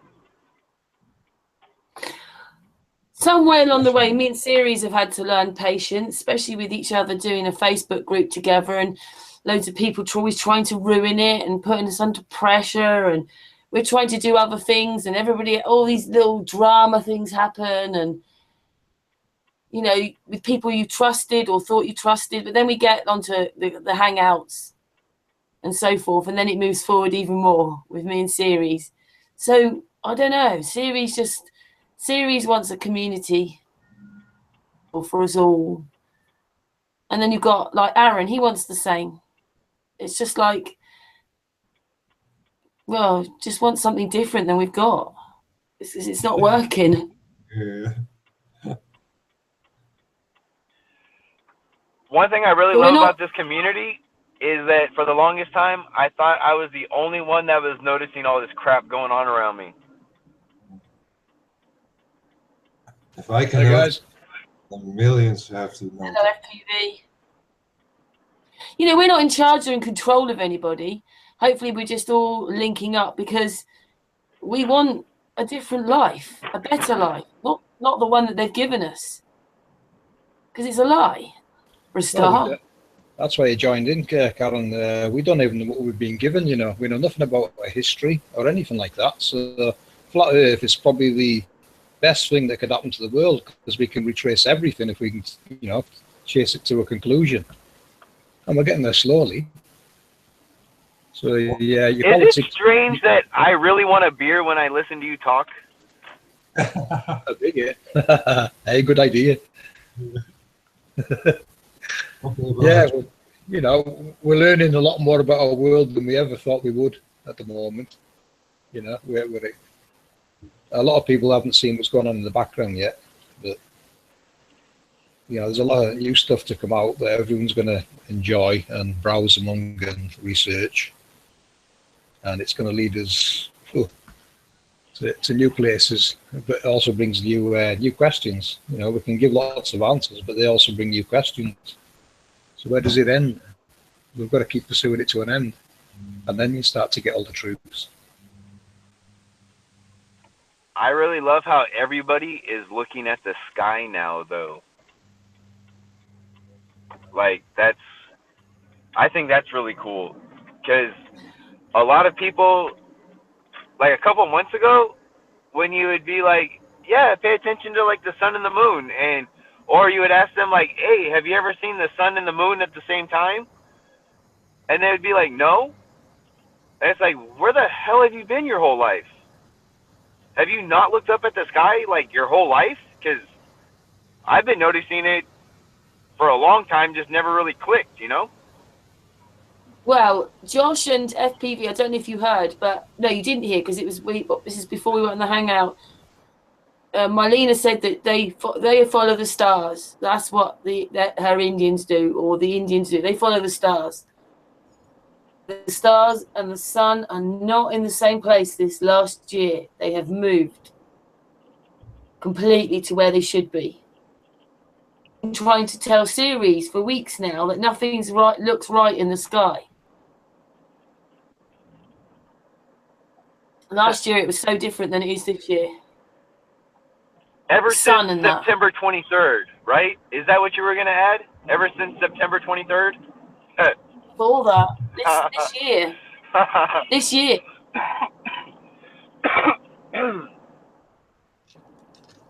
No, I was just joking because that whole the world's going to end September 23rd, which But they're not going to tell us, are they? All the horrible things that happen.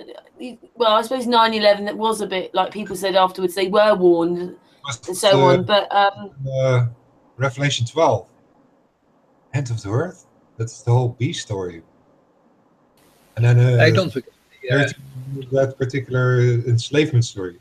If you ask me, it's already happened. Don't forget the main calendar, because something was supposed to happen in 2012. You know, so yes. Something changed over the last 5 years, and we're only just starting to notice it now. Did the Mayan calendar end 5 years ago, though? Didn't it end last year or the year before or something? I'm not sure if it ended or was something was supposed to happen in 2012. Wasn't it? That seemed a key date on it.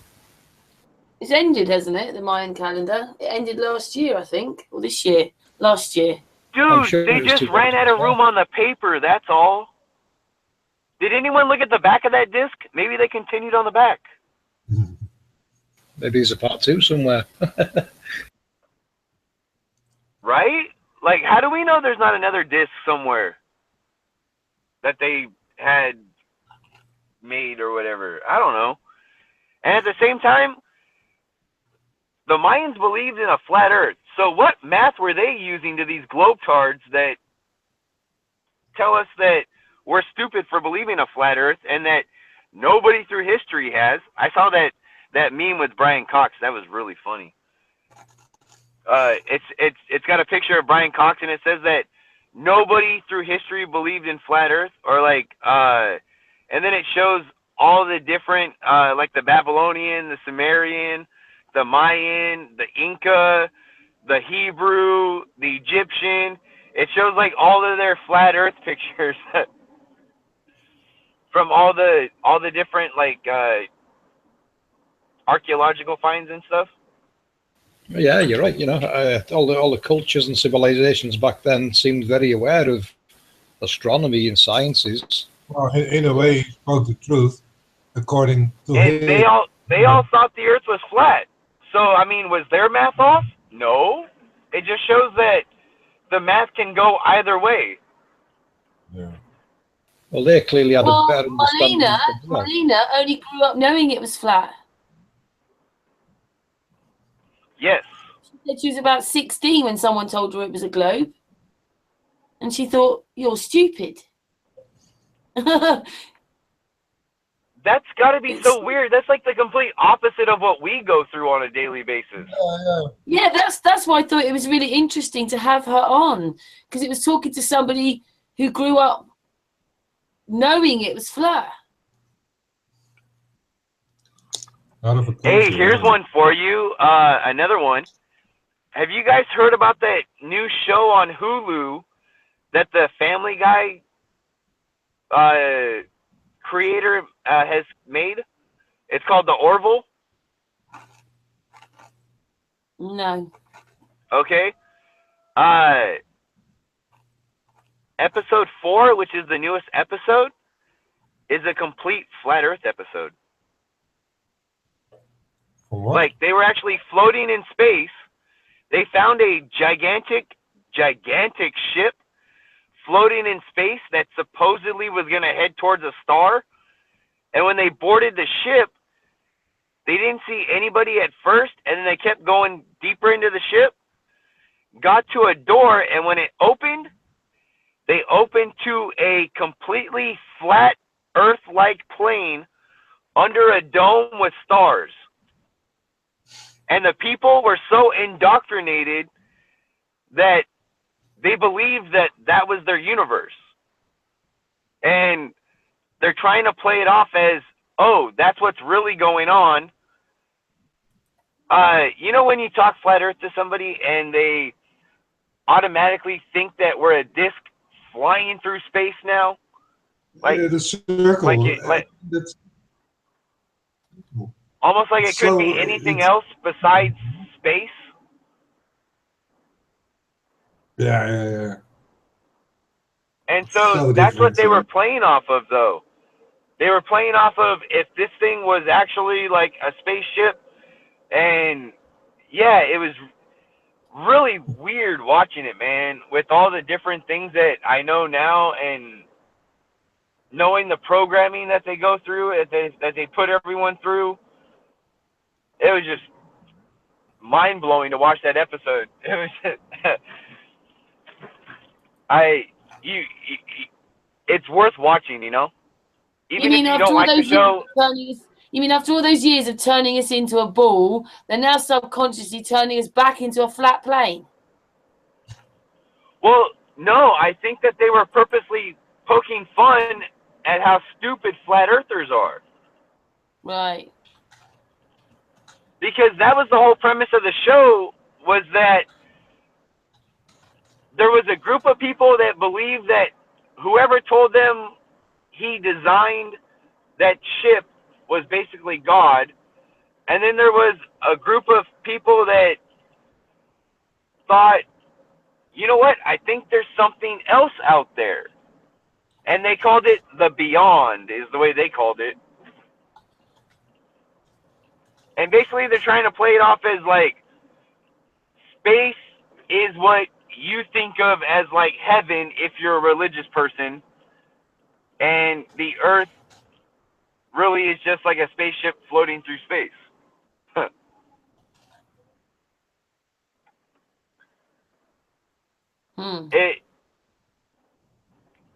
It's just same programming, you know. I just thought it was very interesting that there's no way that you could watch this episode and not think that it's a flat Earth episode, though.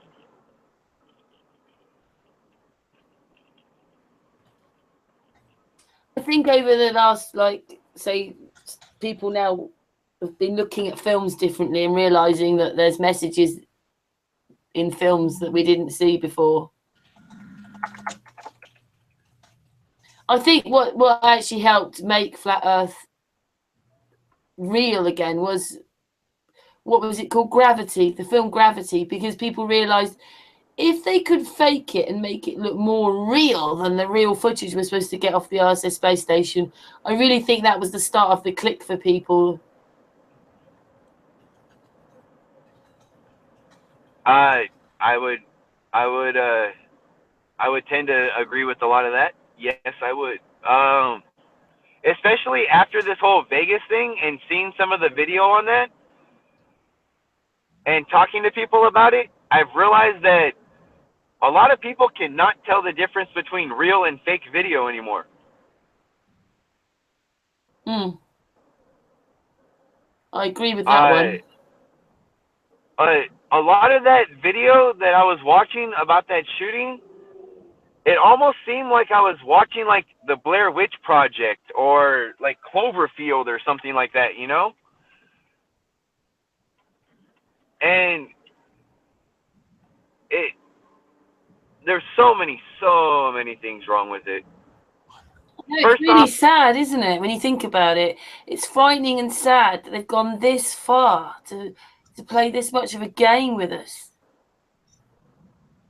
Well, and this has really got me wondering, because I over the next couple of days, I'm going to start digging more into this, just because my brother hit me up about this, because when he first told me about the shooting, I told him, yeah, I looked into it a little bit, and I go, personally, I think it's a bunch of crap.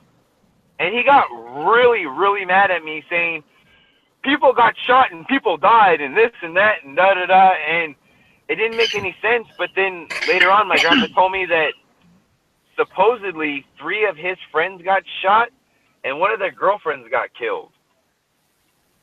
And then, so me being the person I am, I started asking some questions like, well, if they got shot, how are they? Are they okay? Like, are they in the hospital right now? And I found out that no, they're back in California already. And I was like, well, when did they come back to California? And I was told that night of the concert. And I was like, wait, so 3 people got shot and they decided to drive 4 hours to California before going to a hospital? That makes no sense. So I'm not laughing at the being shot, I'm just laughing at the fact they wouldn't do that, would they? Oh. Exactly, right? People just say, do you think when you were like into the Globe Life and somebody said something, you said, didn't care, you just called them a liar and you just walked on, you just didn't care? Or you just didn't want to know? Whereas it's the other way around now. Now you've woken up. It's completely, for us as people, it's just, well, it is for me anyway. I'll speak for anyone else because I'm not you, but I don't know, I'm like driven now. Yeah, no, I get what you're saying. He seemed really offended that I did not believe the official story of that, you know? Like, he really seemed like personally attacked. Kind of like with the globe, you know? When you talk to someone about the globe, it seriously reminds me of, I really want to put it on a t-shirt with a little kid with a globe in his hands and the caption that says, please don't take my ball away.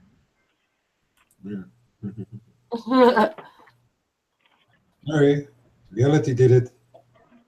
I'm not responsible.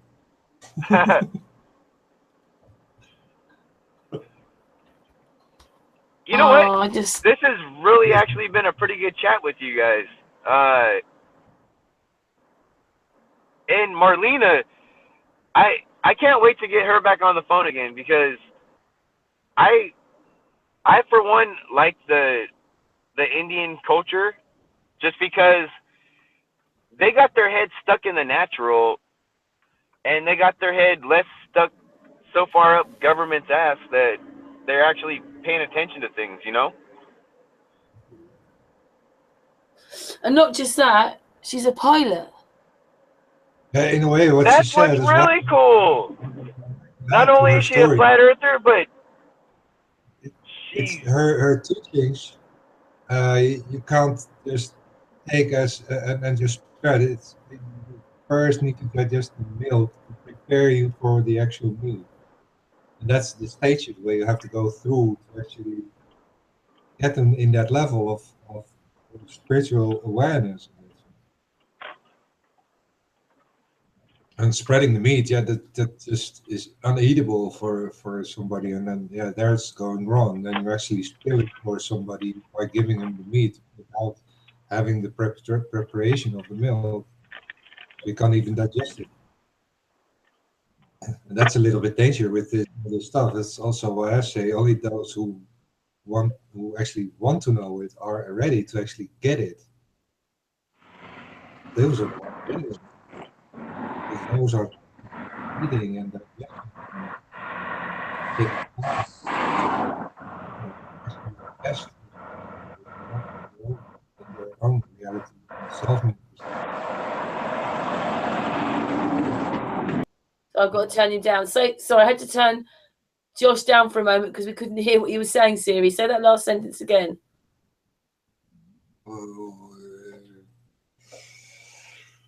I forgot it. It's Anyway, we can talk about all this. It's about being as well, though, isn't it?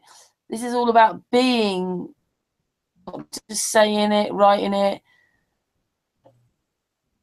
intellectualizing it. It's about being. I am so sorry about that, guys. I got out of my car and it must have sounded like I was next to a racetrack. All right. It just muted Ceres when he was talking. Oh, I'm so sorry. Yeah, that's a hard. Don't worry about it. Something. As soon as somebody talks to another, then we both are kind of muting her in others. Well, you know, this whole time, me and you have both been talking over Karen, so I feel completely horrible. Yes, terrible people. Dude, when you get on a street, if she even even want to talk, everybody wants to talk, so we just usually let people talk because that's what they want to do. yes. Carry on, talk then. As to continue carrying on talking.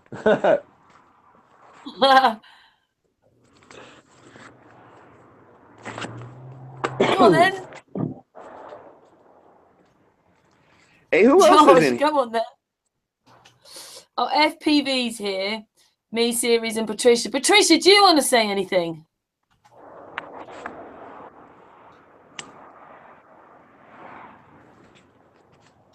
Patricia? There she is. Yeah. Yeah, I think something's wrong with my mouse. Every time I click on the mic, it doesn't click straight away. So, well,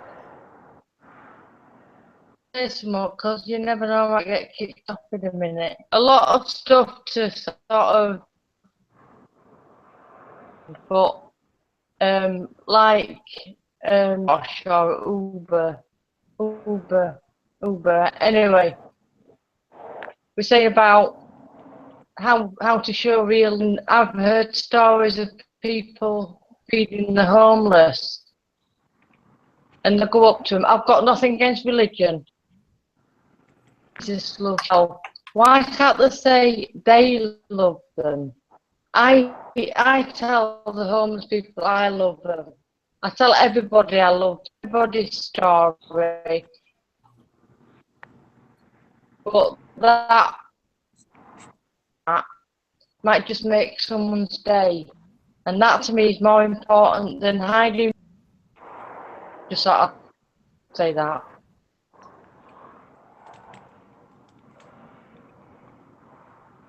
Yes, you said that to me a few times before, Patricia. Wouldn't it be nice if these people could just say, I'm doing this because I love and want to do this. And, Not What? it's in the rule book. You know, as Patricia just dropped out again, you know, like you're doing it because you do it because you love to do it rather than, oh, it's because of somebody or something else. Wouldn't it be nice if you could say you love doing it rather than, oh, on behalf of God now, it's because he loves you. You love them as well. Enough to do it. This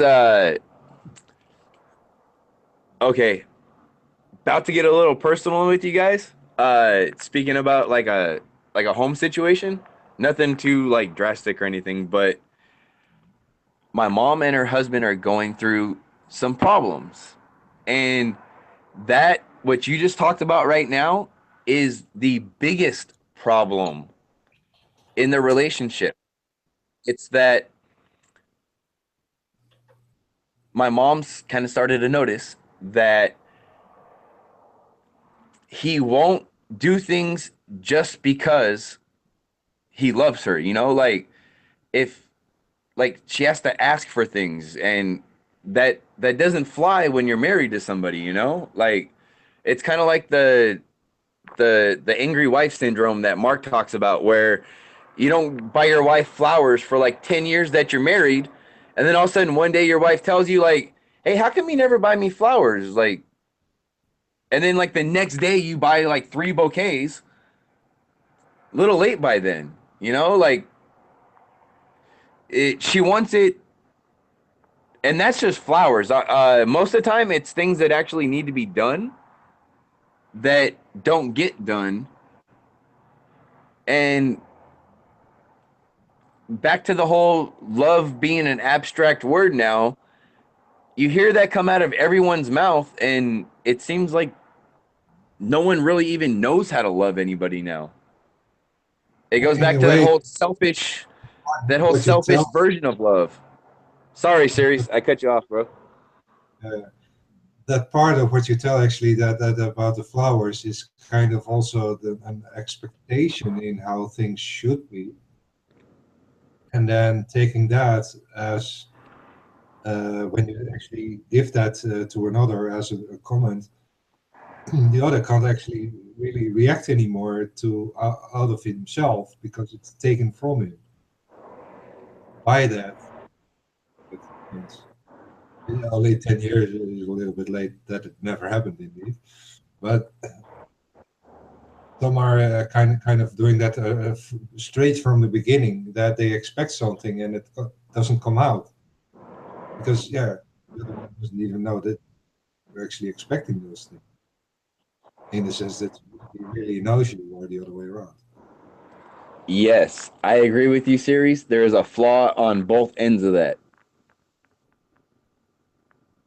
There's a flaw from the side of whoever is giving the flowers, and there's a flaw on the side of whoever's expecting the flowers. Because, like we were talking about earlier, if you get rid of the expectation, you end up a whole lot happier because you're not worried about anything coming to fruition, you know?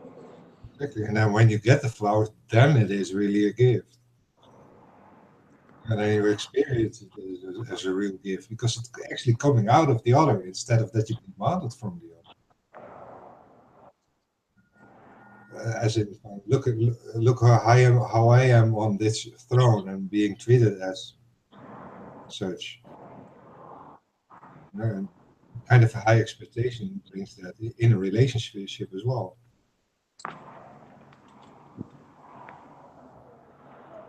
That's kind of what I experienced in my marriage, for example. How it got demanded from me, and it was just kind of taken away from me. I couldn't give it anymore. Yeah. Hey, sorry guys, a crash there. Overloaded my video card and got a black screen. Ah, that happened. Okay. We're all having these little wobblies at the moment. I was just trying to get flat Trotters on, who's having a problem getting on. All right. Who's going to join us? The other Josh? Yeah. Yeah, he's hoping to get on. He's just trying to add himself. I've done it through mailing him off the actual panel. is Patricia, who also has an internet problem, which keeps throwing her off. Oh, well, maybe we are getting somewhere then, because we're all having problems, and we try and be as truthful as we can. We're only just normal human beings. We're not teachers, or we're just people who. He's got his part of the puzzle. Josh has got his. Chris Monk's got his. Matt Jerome's got his. Ceres has got his. We've all got, we've met Marlena today. She's another part.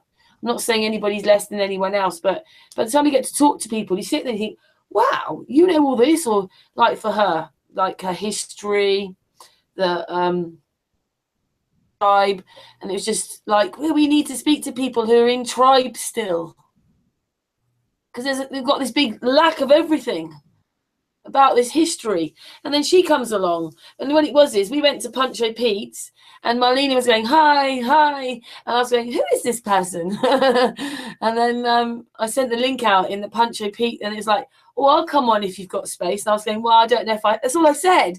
And then today I thought, she's messaging me. I thought, let's just go for a telephone call. And from that, I thought, oh, we've got to have a hangout with this person. So it just goes on like that. And that's what, opening up to meeting people. I mean, like, FPV is a really good friend now, and he watches the chat room for us, let alone all the other things. And, we have private hangouts with each other, or after hangouts. Sometimes the after hangout goes on longer than the actual hangout is live. On like 12-hour hangouts, haven't you, Ceres?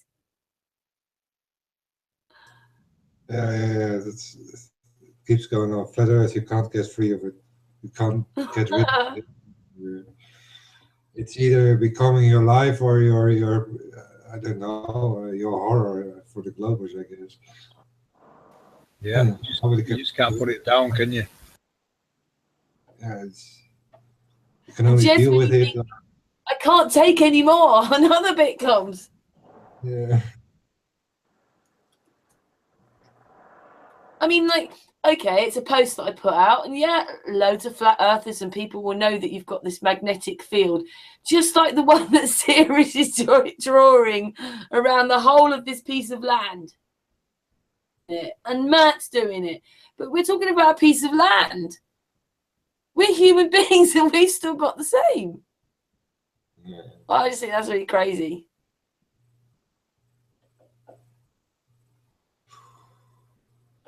Well, it is, isn't it?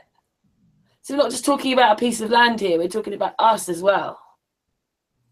And with Marlena, we didn't even get into the spiritual senses, And the one thing I've noticed is that these videos, like, if you can do certain things with your mind, or in your mind, you're in a different dimension. Your eyes, in your mind. I'm not sure if I'd like to live in the other, like, see the other dimensions. Can you imagine it? Like, I put one out about that fractal rolling around in different dimensions. Imagine seeing everything like that, waving around in front of you and bending and that. And it's all in the numbers. Huh? It's the funny thing about it. It's all numbers, and then brought into color so that you can actually see what's happening in the numbers. And yeah, the one thing what's happening there, in the formula, it works with an irrational number. And I is the square root of -1, and with that number, it's the whole stuff is working. And what I came across is that God Himself is the irrational, the most irrational of everything. We can't rationalize Him in any way. And that's kind of how this number works as well. We can't rationalize it. It's just there. We just don't understand it, And it ties into everything, it seems, on the dynamic level, at least, with all the magnetic fields and all the flowing of energy and frequencies and bodies being created out of it. And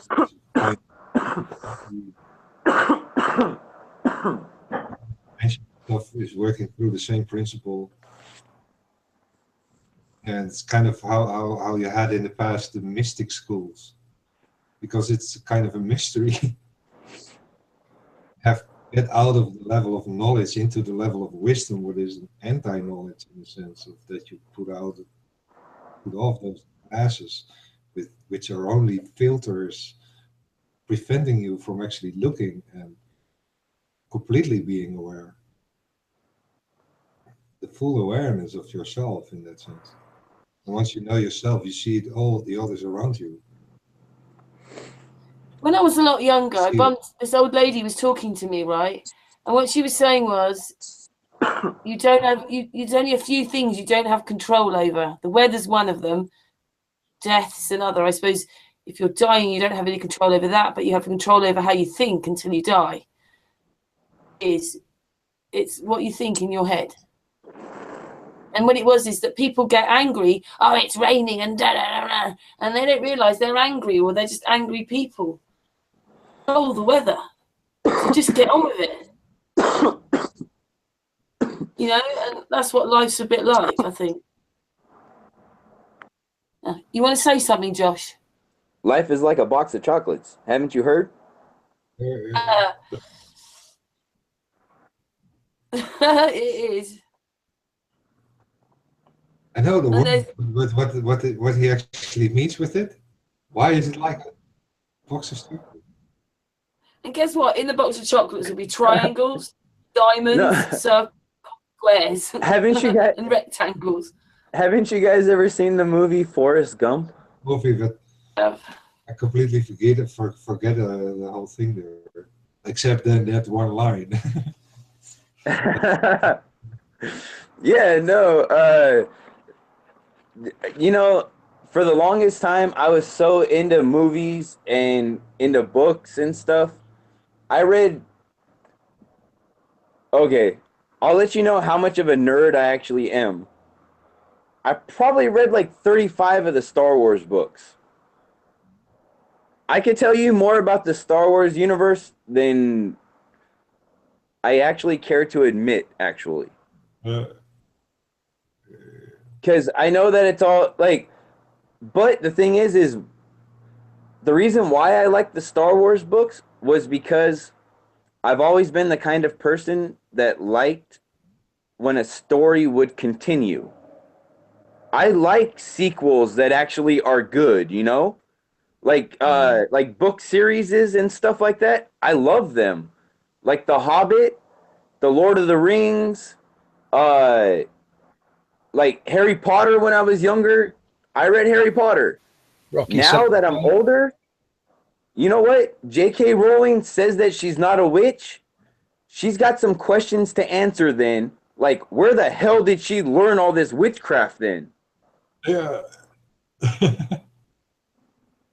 Because her movies are nothing but witchcraft. But hey, Ceres, you know what? I wanted to ask you something. Because you're big on magnetism and stuff. I have this idea for some reason. Like when you make magnets, right?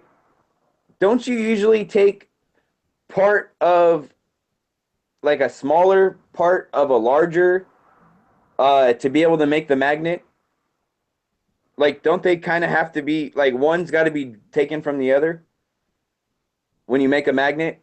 Isn't that usually kind of the way it works? I remember watching how to make a magnet on a show one time. Out of the explanation of Ken Wheeler, it's all about the difference between coherent and incoherent directions within the particle, the atom structure. Their polarity in mass, it's just incoherent. Yeah, and and the magnet. I subscribe. It's actually coherent. I do. As a matter of fact, I use a screenshot from his ferrocell because it struck me one day when it was actually when I was learning about the pyramids and a theory about the pyramids. They showed the ley lines on the globe, and the pattern of it looked really really interesting to me. It kind of looked like one of the old movie logos that kind of looked like an M&M, but with lines on it. And it was strange, though, because later on, I'm talking like, dude, like 2, almost 3 years later, I was watching Ken's video with his ferrocell, and he put a ring magnet underneath the ferrocell. And the image that popped up on the ferrocell, and when I say image, you know what I mean, right? How it almost gives like a holographic image of it. Man, it looked like those ley lines. Oh, yeah. And it was really weird. I was like, whoa. And then so I started remembering things about like Hollow Earth and stuff like that. And I'm like, whoa, wait, what if we're just on like a big ass ring magnet?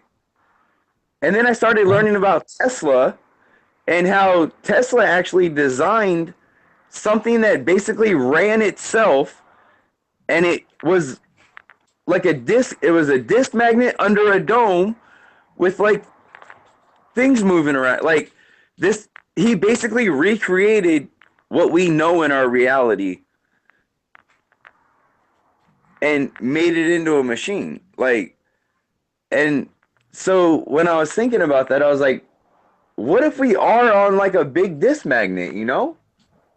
Like with the way that, because at the same time, have you ever seen his videos where he messes with his ferrocell?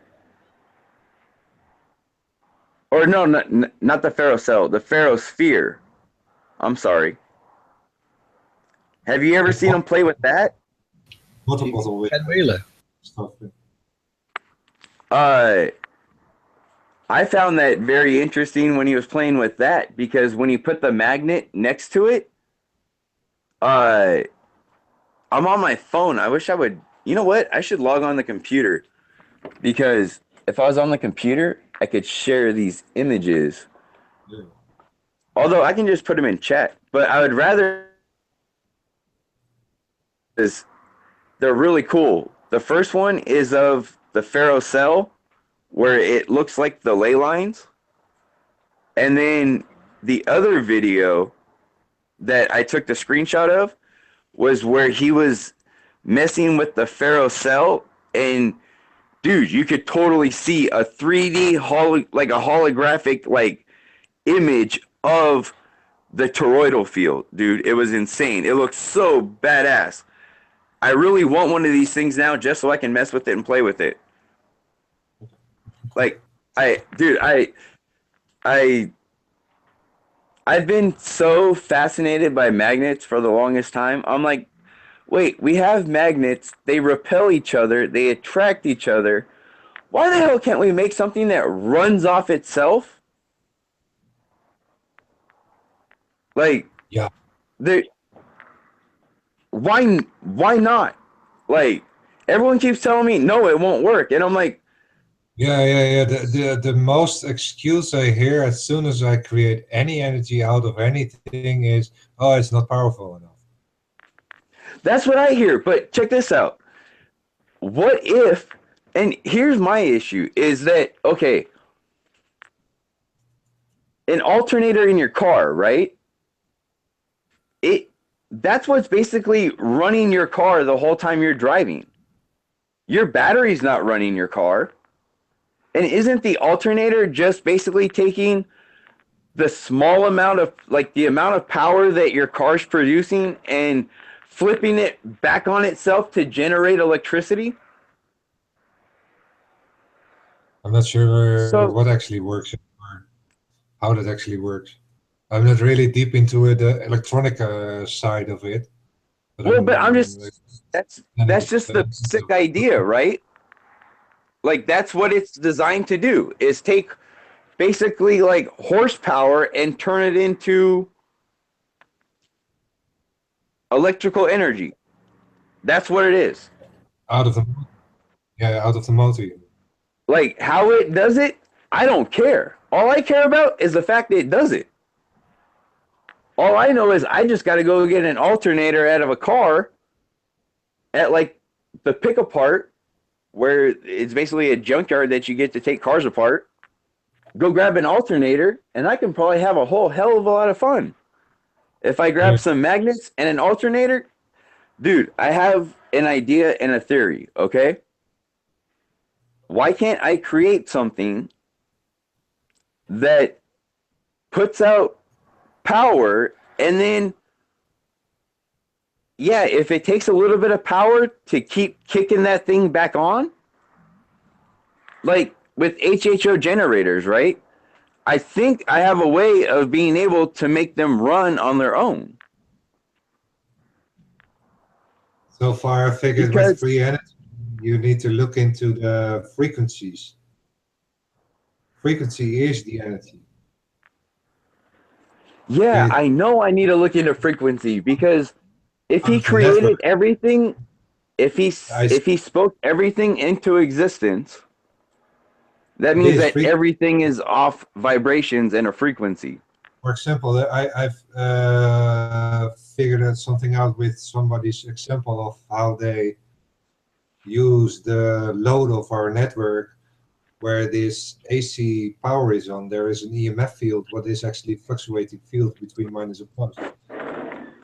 Fluctuating field is kind of tapped into with an antenna around it to catch the frequency. And that antenna is connected with the Earth, and so you have between the Earth and the antenna a flux. And out of this flux, you can actually put it in a diode bridge and make it direct current. And out of there, you can actually tap into your circuit between the flux of the antenna and the Earth. So that 50 hertz on the load makes everything of this possible, or 60 in America is that. And then later I discovered that the more ohmage my antenna has, the higher it acts as like an antenna and catching up way more amperage. And I've built a single antenna out of a single wire of 0.2 row. And out of there I could create eventually 1 milliamp on 220 voltage. And through building several of these antennas, I could manage to bring it up to 10 milliamp, and out of that 10 milliamp, I actually burned 3 220 halogene power LEDs, and what is it, 25 LEDs, and even load up to 12-volt batteries. And out of that 10 milliamp on 220, and it took only what it needs. As soon as I just put in a 5-volt LED LED, it just needs that 5-volt for the LED, and it burns just LED fully. It doesn't take more than it needs, and eventually you just build up so much power that you drain from it that you just get less and less light. Up till 3 halogen LEDs I could even burn, and each halogen LED asks 30 milliamp. And I'm running 90 milliamp on 10 milliamp max power. When I actually do a shortest meeting measurement between the full potential of the antenna and the Earth, I measure 10 milliamp max, and yeah, out of there I burn already 3 halogen lights, light enough for only just lightening my house. And that's just out of the EMF field of your own network, and you're not actually transferring energy, because it's only a flux field between the wire and the Earth. And it's the flux of that you're actually tapping in. It's another kind of energy, what they also say. This is kind of the other half of it. You know what? I think I've come across something like what you're talking about, because. And it was weird. It was actually on something where they were talking about the old towers that they have that used to send out signal. They're talking about repurposing those to where instead they would suck signal. They would suck in the frequency, and they would be able to convert that into power. Into power. And that's basically what you're talking about, right? Yeah, the only thing you need. Oh, can I just say we've got Flat Trotter's on. He's on. Hey, welcome. How's it going, man? Hey, everybody. Hey, guys. How are you? Dude, Hey, we've been having one hell of a discussion today, man. I know. I've been listening while I've been trying to get online here. It's awesome. I'm glad I'm back. Yeah, we're glad you made it. It's been fun. It's been interesting. I really enjoyed talking to Ceres, man. He's and Karen, obviously, but just I like picking Ceres' brain right now because of what he knows about things. Yeah, he's a very intelligent man, no doubt about that. Yeah, if people didn't quite notice, like Ceres is the person that's been. He's the person that's been talking in our group. He's the one on all the Hangouts. And then when we went live and we hooked up with Chris Monk, found ourselves that it was Chris talking. The Ceres just sat back and stayed quiet for a few months. Oh, wow. He's always talked. He always had masses to say. It's just, even on the Hangouts, people come in and then the Hangout goes with that person. Oh, we all. Yeah. It's not just that, Karen. Ceres is very modest, and he does give people their chance as well. He's a good guy. He sits there and lets people put their points across and takes it in. Yeah, he does. Yeah, I love that you give everybody an opportunity to speak their mind. That's really great, you guys. Keep it up. Yeah, how else are we gonna get to know each other? Yeah, of course. Cheers, FPV. Hey, Trotter, how's it going, mate? Yeah, finally we get to meet, right? Get to talk to each other. Yeah, at last. Yeah, you're doing fantastic. I like that you're very active in the chats, and you're a fantastic moderator. And you keep an eye out for our flat Earth people. Yeah, he's Chat good. room. He's like the ninja. Yeah, he looks like one. The flat Earth ninja. Yeah, we know who the bad guys are. We've been watching them for 2 years. We know the moves. Absolutely, yeah. The same old thing. Yep. Tonight we had, it was supposed to be more Marlena, but it was about the spiritual side of things. We played a few movies, and then this warning came up: if you keep playing this, we will terminate the Hangout. I've never seen that before. Oh yeah, that's been happening. Yeah. Karen, can I tell you something that might seem a little funny now? But, okay, when you first told me that she was an Indian, I originally thought Native American. But then when you guys started showing all those videos, I thought you meant the other kind of Indian. Oh. And then when she got on, she started talking about tribal stuff. And so, dude, I was so confused before that, just to let you know. I was, whoa. Well, the idea was that she said she'd be an hour, and I thought when we were coming on, and we left it another 10 minutes. And then, as I was waiting, I set the hang up to talk to Marlena, and then she wasn't there. I said, seriously, we're just going to have to play a few things. So the subject about it was about souls, spiritual love, those kind of things. So that's what those videos were about. But they weren't. They were other Indians. Anyway, Ceres, show them that picture that I sent you today. And it's Ceres, and he's an Egyptian. Ceres, show them. Let's see. Look at Ceres now, and then have a look at this. He's an Egyptian. He'll put it on. He'll just change the picture on the front. It's coming. I can't believe this is in someone's house today.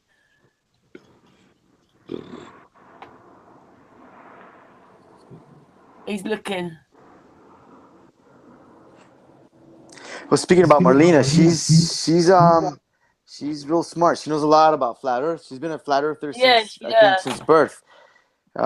She doesn't know anything about the heliocentric model, Ceres. She's 100% flat earther. It's great. Yeah, dude, we were talking about how odd that must have been. Like when, like she lives like the reverse of what we live. Exactly. Yeah. I know. It's fantastic. I know. I was like, I'm so jealous. That's why it's stationary. a really good idea to sort of get her on a hangout, because it's like she's the opposite. She does everything different, and she's a pilot. And she's a pilot. Yeah, I know. She's awesome. I've talked to her a few times on chats. She's great. I love her. She's great. She's great to talk to. Can you just see that picture? Look, the Ceres. That's an Egyptian. Anyway, he's rich as well. Look, Ceres, he's rich. Ceres noticed he got a snake in his head. Yeah, like that Egyptian snake. What is it? Tying into that whole higher body stuff, chakra systems, spiritual levels, at least. Kind of an indication of to the world of this is where I am in my being. Yeah, cool stuff. Yeah, always. Well, we're sort of trapped in our bodies, aren't we, really? I mean, I think our souls are sort of in our bodies.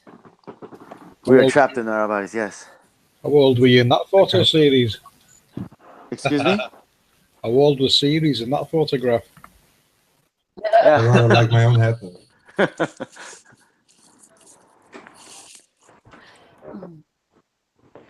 Yeah, Ceres looks a bit different when he's on the phone. Like at the moment, he's on his computer. When you see him on the phone, he looks a bit different. Yeah, other camera probably. Not sure. Yeah, a little bit. Not much. Ceres, put your phone on for a moment then, so they can see how different you are on the phone. Well, I think he is.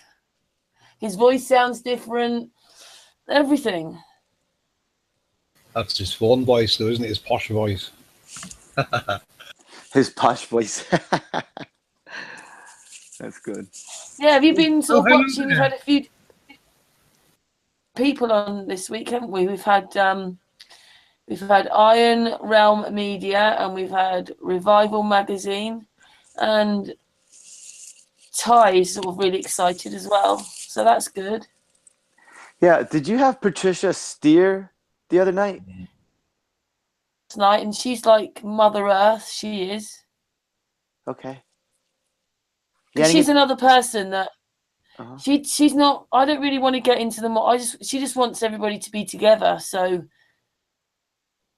she's not gonna. Okay. It was a night of socialising. We had Poncho on at the same time. Vinny was supposed to come as well, but he didn't make it. Yeah, we'll have to get him another day. But I really like Poncho Pete as well. It's like some of the things he knew, and it's like I didn't think he'd know that. Yeah, Poncho's ace. Cleverer than you make out. You know, he is. Yeah. But you know, this is what's happening. Like there he goes. He's different. Let's have a look. Looking upwards. Just presenting the series. Oh yeah. Review a series. You get to see his eyes and things. Way better. Way closer. Yeah. My audio is just less. Siri, you're funny, man. You're the best. He's Captain Crochet. He is. That's what his he's got a page or what is it, a Facebook, whatever it is. You're Captain Crochet. Yeah, if you look for Captain Crochet, it's a good combination of the Dutch name and the English name. And the Dutch name is more like Captain Hook. It's a combination of the same word. You have to hook everything, don't you, Ceres, to do the crocheting? Yeah, it's hooking.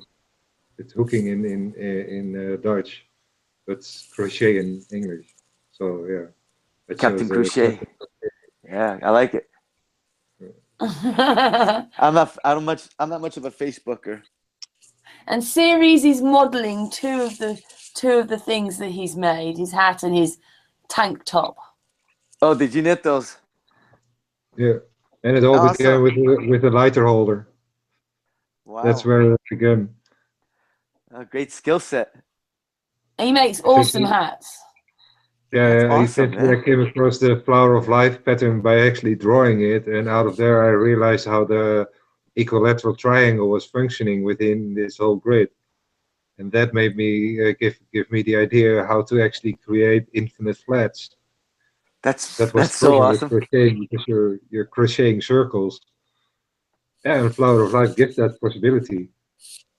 And then you have also the buckyball system, which you have. You start actually with a 5 in the middle, but when you take a 6 in the middle, you end up with 6 points. And out of when you make 6 of these points into a 5-pointer, you actually make a tube of the 6, and you crochet a tube, and that's the beginning of the pattern. And then you put all those 6 points again, put you at 7, so you add 1 again, and then it becomes a flat again. So it's flat, tube, flat. As a hat. Yeah. Brilliant. Good stuff. You can fill it with all kinds of stuff as drawings, in triangles, and put feathers in it. I gotta get my daughter into that. He's a hippie. He's a hippie. Yeah, anyway. he is a hippie. Yes, yes. Mm-hmm. I'm going back to my computer. I like it. Yes, because it's my view is Ceres. We talk on the phone a lot, but people don't realise he actually looks quite different on the phone, and on when he sounds different on the phone. You know, when you're talking to him, phone to phone. Yeah. Yeah, different mic. Yeah. Interesting. It's funny. So everybody got a snapshot of Ceres differently. Yes. Flat Trotter, then, what have you been doing with yourself? I've been working lots of hours, 12-hour days. I worked tonight 13 hours. I worked until about 8:20 tonight. Yep. 7:30 a.m. to 8:20 p.m. to be exact. Nice. Yeah, it was. But we finished the project, and it's a nice looking patio, so I'm happy about that. We did good. The job is done. On to the next one. Well done. Yeah. Just asking you then, because we were doing like about, well, I'm not sure if you quite call it spiritualism. It's just about learning that, you know, there's loads of things that people just aren't aware of, and a lot of it happens spiritually. So what do you have a take on it? Asking on the spot. Yeah, can you be more specific? Well, like, maybe, do you feel it's a mission? Do you feel that you've woken up spiritually? Do you see connections? Does it mean anything to you? In connection in relation to flat Earth, or just as a person in general, or both? Flat Earth is all the above. It's all part of that. But yeah. Well, spirituality, I've always felt I've had that connection with a higher source. I've always felt that, and then to flat Earth, it just connected me more with the Creator. That's what I feel. Are you another flat earther that's quite driven? Like, it's not like, hey, let's just think about flat Earth tomorrow or next week. It's like you're driven every day. Flat Earth. The moment you open your eyes, start again then. I've been on this wave for, like I told you guys before, over 5 years. So, and it just gets bigger and bigger. So yes, it's all flat Earth. I watch videos constantly if I'm not on chats when I have an opportunity. I'm always talking to other people about flat Earth, ideas, giving them truth bombs, not really preaching to them, but getting them to think about, a different model, just to get the brain thinking. And they need to draw their own conclusions and figure it out for themselves. We can't tell them it's flat, believe us. They need to go through the process, They need to read a few books. They need to do some of their own observations, and then draw their own conclusions. I mean, it's their right as a human. They could either go with flat or stay with the ball. It's whatever they want. You know, you're free to do whatever you want, but the truth is, the Earth is flat. So. Into my mind, yeah. Believe what you want because it's your reality. It is your reality, yeah, and you manifest your own reality. So, but the Earth is definitely level and stationary. We do know that. It's Marlena, who was on. as well. I mean, we started unaware, and we were fooled for a long time to be kept in that child level. But actually, growing up, yeah, it's really a choice for yourself to do. You have to claim your adulthood in that sense. Yeah. Yep. Who's that? I don't know. Are you Theory? Oh, Uber. Oh, it's Josh. Oh, hang on a second. Yeah, please. I'll just answer it to Josh. Hang on, everybody. Oh, he jumped over. Josh? Hey, what's up? You're on the wrong hangout now. You know what? I just realized that. Oh. You're the right one. He jumped over. That's weird. Join? Yeah. No, I don't want to do any of that. Do this. Okay, I gotta admit, this is my first time using this on a computer. What it is that you just come through my icon. That's a bit strange, isn't it, chat room, that Josh is talking through my icon now. Yeah, it is strange. You voice changer, Karen. Yeah, I've turned into a man now. You know what? And Josh sounds like he's talking out of a toilet or something. Okay, then. See you in a second. And then Karen turns back to a woman again. There you are. Good. Yeah, it's me. So what else, Karen?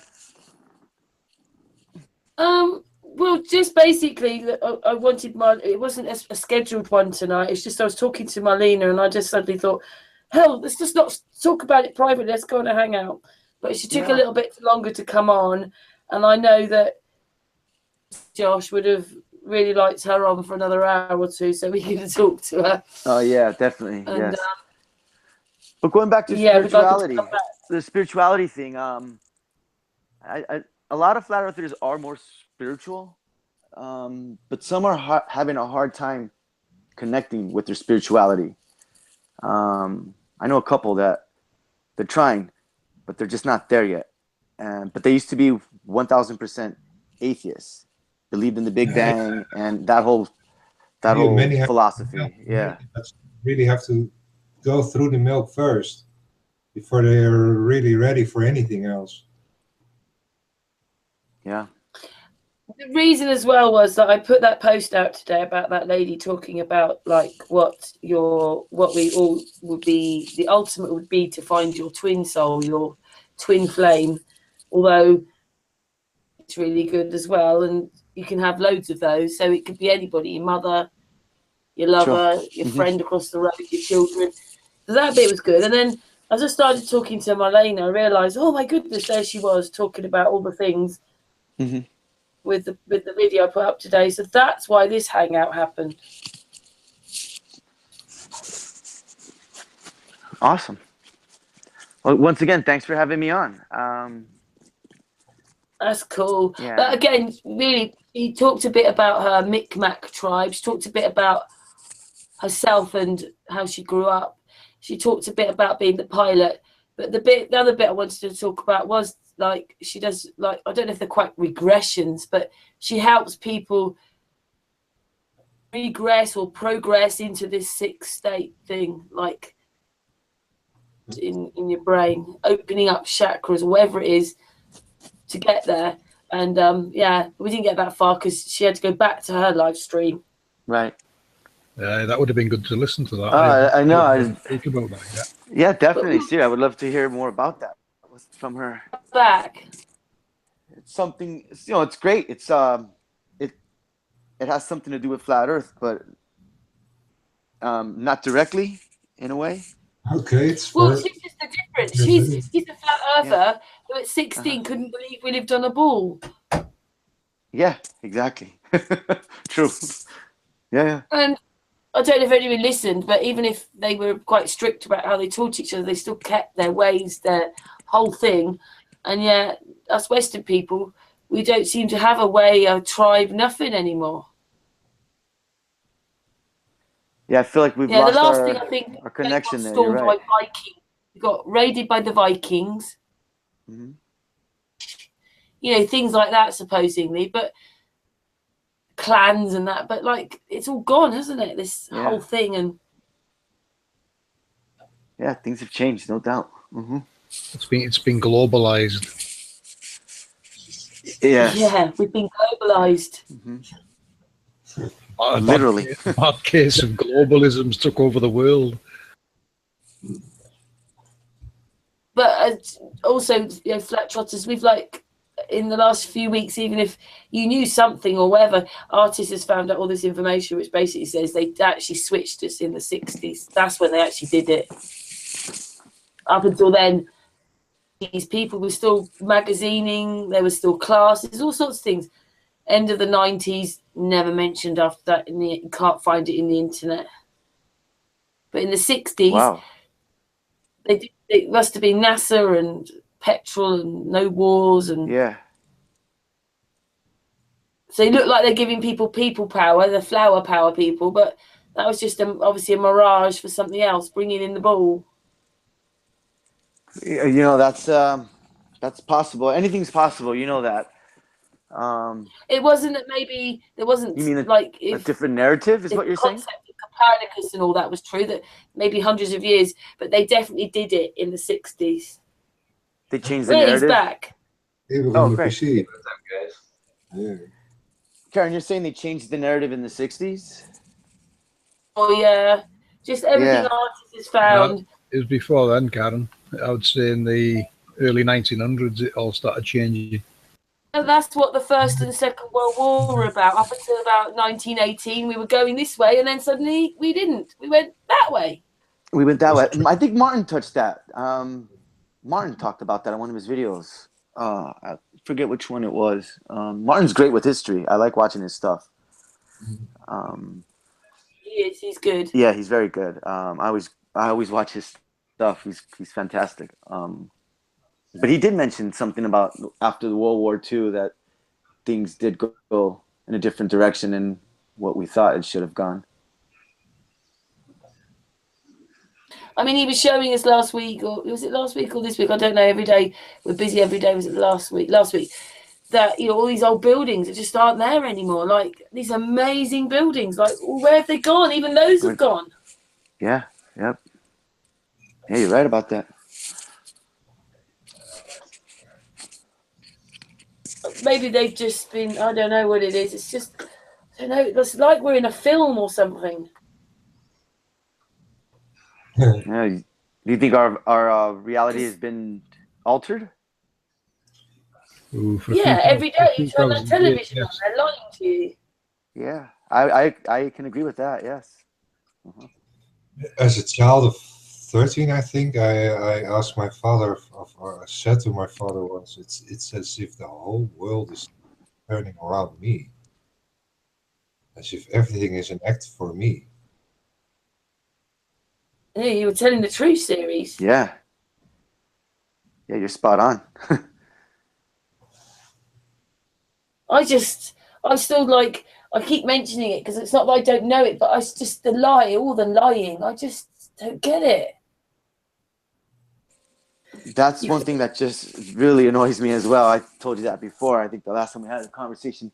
I'm just sick of all the lies, the deception. We need to expose the deceptions. That's what we need to do. It's not so much flat earth, but it's everything connected, from crisis actors, hoax shootings, all the rubbish. You guys, you know all this. You see this stuff. that needs to be exposed. That's what's going on here. Flat Earth is part of it, but all this deception is keeping everybody asleep and not letting everybody wake up to the truth. So exposing the deception will knock those walls down, and or it'll help. It'll help some people. Free thinkers will get there. It's the people that don't have a critical mind that'll have a challenge, and those are the people we need to work on. Yeah, the lies are like the roots. As soon as you actually dig them up, the whole plant of the lie dies on its own. Exactly. Can't bear the light. Yeah. That's the target, really, isn't it? We need to be hitting the mainstream, put it together and get it into the mainstream. Wow. What about? I tried. I went to the Daily Mail. I'm in Daily Star. Instead of taking it over, being it, kind of being the new, so that the old becomes obsolete on its own. We don't need to put any energy in that. We need to put energy in the new. So becoming the mainstream, instead of breaking that down in that sense, still being dependent on them, because it's all a control structure anyway. That's kind of what we're doing here. We use their own tools just against them for exactly the same purpose, but then actually freeing people from it. Kind of a dangerous game. Yes, it is. But I mean, this is the reality that's been presented to us, right? So with the tools that we have, as you just mentioned, we need to utilize that stuff, and we need to reach out and connect with other flat earthers the way you guys have been doing. And I think it's great that you're giving other people opportunity to come on your channel and talk, and like you say, just connecting the puzzle and the pieces, and everybody has their place on this flat plane. So connecting everybody is a good thing. Networking, it's a good thing. Yeah. One big eye by pulling Happy all to the be eyes. part of it. See everything, from all the angles. All the unique angles, especially. We have seen a lot of division over the last 2 years, on and off. It comes and goes. It'll never change. But we can keep it together like this and keep the communications open. Just progress quicker. People are willing to come on that normally wouldn't bother, and share their ideas or show their work. And there's another piece of the jigsaw added. Yeah. The network of the... Yeah, the network of truth coming together. It has to. We have to do this. This is what we're doing as we're doing it now. And whoever's listening to this, if you're skeptical about flat Earth, research it and draw your own conclusions. Exactly. But put a serious effort into it. Don't just look at some of the crap that you hear or see.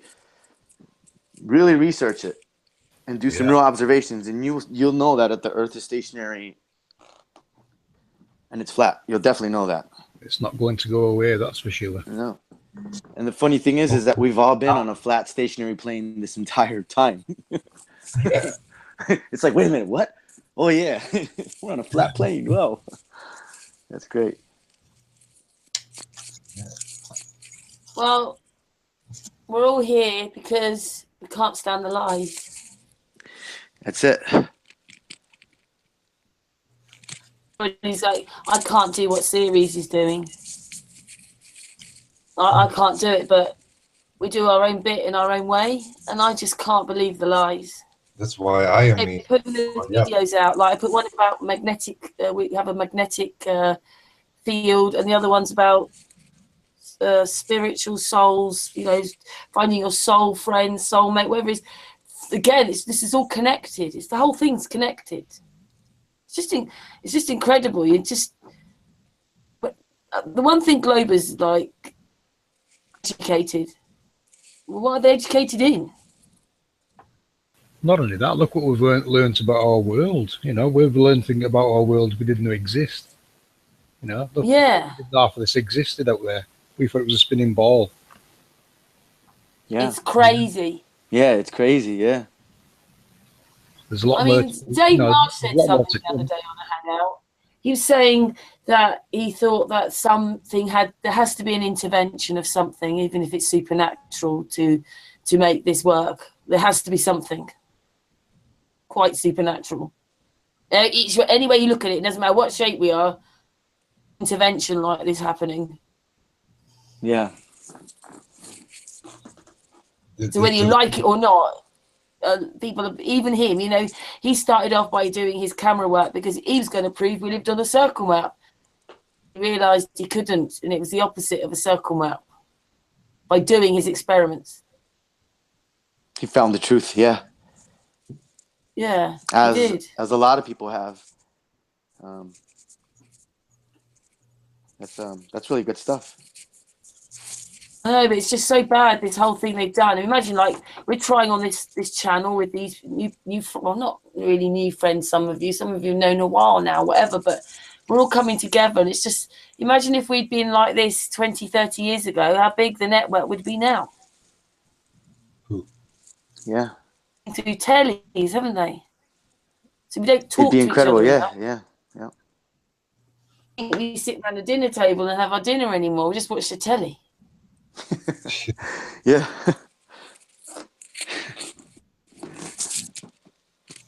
Because imagine 100 broke years up there. ago, What was what that? did they talk about? I almost forget to eat. What did they talk about 100 years ago? Oh, sorry, yeah, seriously, I hadn't even. I was saying, what were they talking about 100, 200, 300 years ago? Was it the same crap? They were just probably reading really good novels and stuff like that, you know? I mean, I don't know. Great books, great novels. That was what people did. I can't think of anything else. People are artists. You're right. What could you have done 100 years ago? Yeah, but you know, that's what I'm saying. We put it back into this time where it's not a very good time. It's Victorian. It's something. But we're just saying everything is a lie and everything has been changed. So that's why I asked Marlena, did we really do what we did? What they say we did to the Indians? Did we do it? Not us, I don't know. Not us, no. The globalists, they're the ones that's always been in the background pulling the strings. So you can't hold it's like the Nazis, you know. When people mention Nazis, straight away people think of Germans, and it's not the Germans. The Nazis are the globalists. They move in and out of nations. They destroy from within, then run off with the loot, and then come back later and buy it, move to the next. Yeah, and they've been doing that. Yep. Yeah, this is how they operate. You can follow history doing it. Yeah. The banksters of the world, absolutely. Those nations who are not buying into it are actually the nations getting destroyed one by one. Yeah. You know, you've seen the list. Yeah. Maybe with the things like the towers and that they've got the telephone towers, maybe they're not actually playing games with us in that sense. But these frequencies, they must be changing things and doing things. They love it, don't they? Using them like, let's turn it up or turn it down. But they know that those tower things, those pretend and the aerials, I just think they're causing problems. There's a lot of people crying right now. Yeah, they're designed to, the frequencies they use are designed to upset you. They do affect humans. That's what I'm saying. They set them at that, and then the whole thing's a game because they're testing us. You could put a mobile phone in your pocket for 6 months, a year. You can have starting problems with that phone's been resting against your skin. I can tell you because it done it to me. I started getting a tingling sensation on my leg where the phone used to be against. So it was doing something to my leg. The signal from it. Wow. Even when the phone wasn't in my pocket, this tingling sensation. I mean, I still get it now. It's still with me now, and it started when first mobile phones first started appearing. You know, and they were more powerful when they first came out as well. You had to actually buy a case to shield it. I do remember that. Yeah, that's true. The cellular waves were very they were harmful at the times. Yeah. If you've got small babies, little children, keep mobile phones away from them because it penetrates the skull easier because the skull's thinner on small children. So be very careful with children near mobile phones. To do it. It is a weapon. They even use particular frequencies who are particularly disturbing us, influencing us. Oh yeah. It's like 432. They changed it to 440. It was just to upset the human. Mm-hmm. Yep. With G5, especially heavy, certain areas in Europe, they just don't allow it because it's too harmful. And then here they just install it without even warning about anything about it. I meant they got it at a certain frequency and then they use it and they're testing us this way to see how we can all cope. Really incredible. We don't sort of, although we sense things, we don't sort of go, oh, we've just gone in and out of a Vodafone signal. Oh, there's a radio signal. We might sense it and feel it, I suppose, so we can't. I think they're doing the same with these LED street lights. I'm pretty sure they affect us in some way. They seem to be pushing them hard lately. I noticed in my city they were taking good street lights out and putting these new LED style in, whereas the old ones, they look the same to me. They didn't look very different. The top of the light, the actual light itself, it looked like an LED type unit in the old ones. There seemed to be a big rush to get all these new ones installed. So I think there's something in LEDs that probably interferes with us in some way. Frequencies, yeah, that's what you were. Yeah, I think you might be onto something there, Angel. Yeah. They have changed them, yeah. Same with your Wi-Fi, 2.4 gigahertz, These frequencies aren't very good for you. And they just keep raising them. Yeah.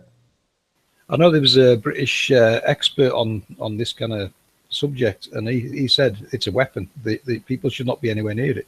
These frequencies, they're using it as a weapon. And that was from a British engineer that worked on this. He tried to explain. There's a video on YouTube somewhere. He was trying to expose it. Oh. And it's the most disgusting thing is that they're using it against the people. They just don't care. No, they don't. Well, geoengineering, you're right, all that. It's horrible. They're at war with us, We haven't realised, but they are at war with us. You've got all these communications things going on. Then you've got medications. You look at the medications you get now off your doctor. It's got a side effects list the length of your arm. Once over 20 years ago, it used to be warning may cause a little dizziness. Now you look at the list now, you can have all kinds going wrong with you. Black hairy tongue. What the hell's that? That's actually one of the side effects. A black hairy tongue. What the hell are they giving people? How strong a human body actually is in emitting its own field in its full power, in an actual conscious power, and that you actually apply it through consciousness and vibrate that high frequency in kind of a way that you are becoming the cloud buster. Half human. Well, the one with giving you the black hairy tongue, I think you should stay away from that one. Yes. Hey, I didn't take them, and I don't touch medications anymore. I look for alternatives. I'll go out and pick some wild plant and the alternative do a bit of research. Plants, yeah. They are the stinging nettle alone is a miracle plant. They tell you it's a weed, but no, it's very good for you. It's the original. Eat it, drink it.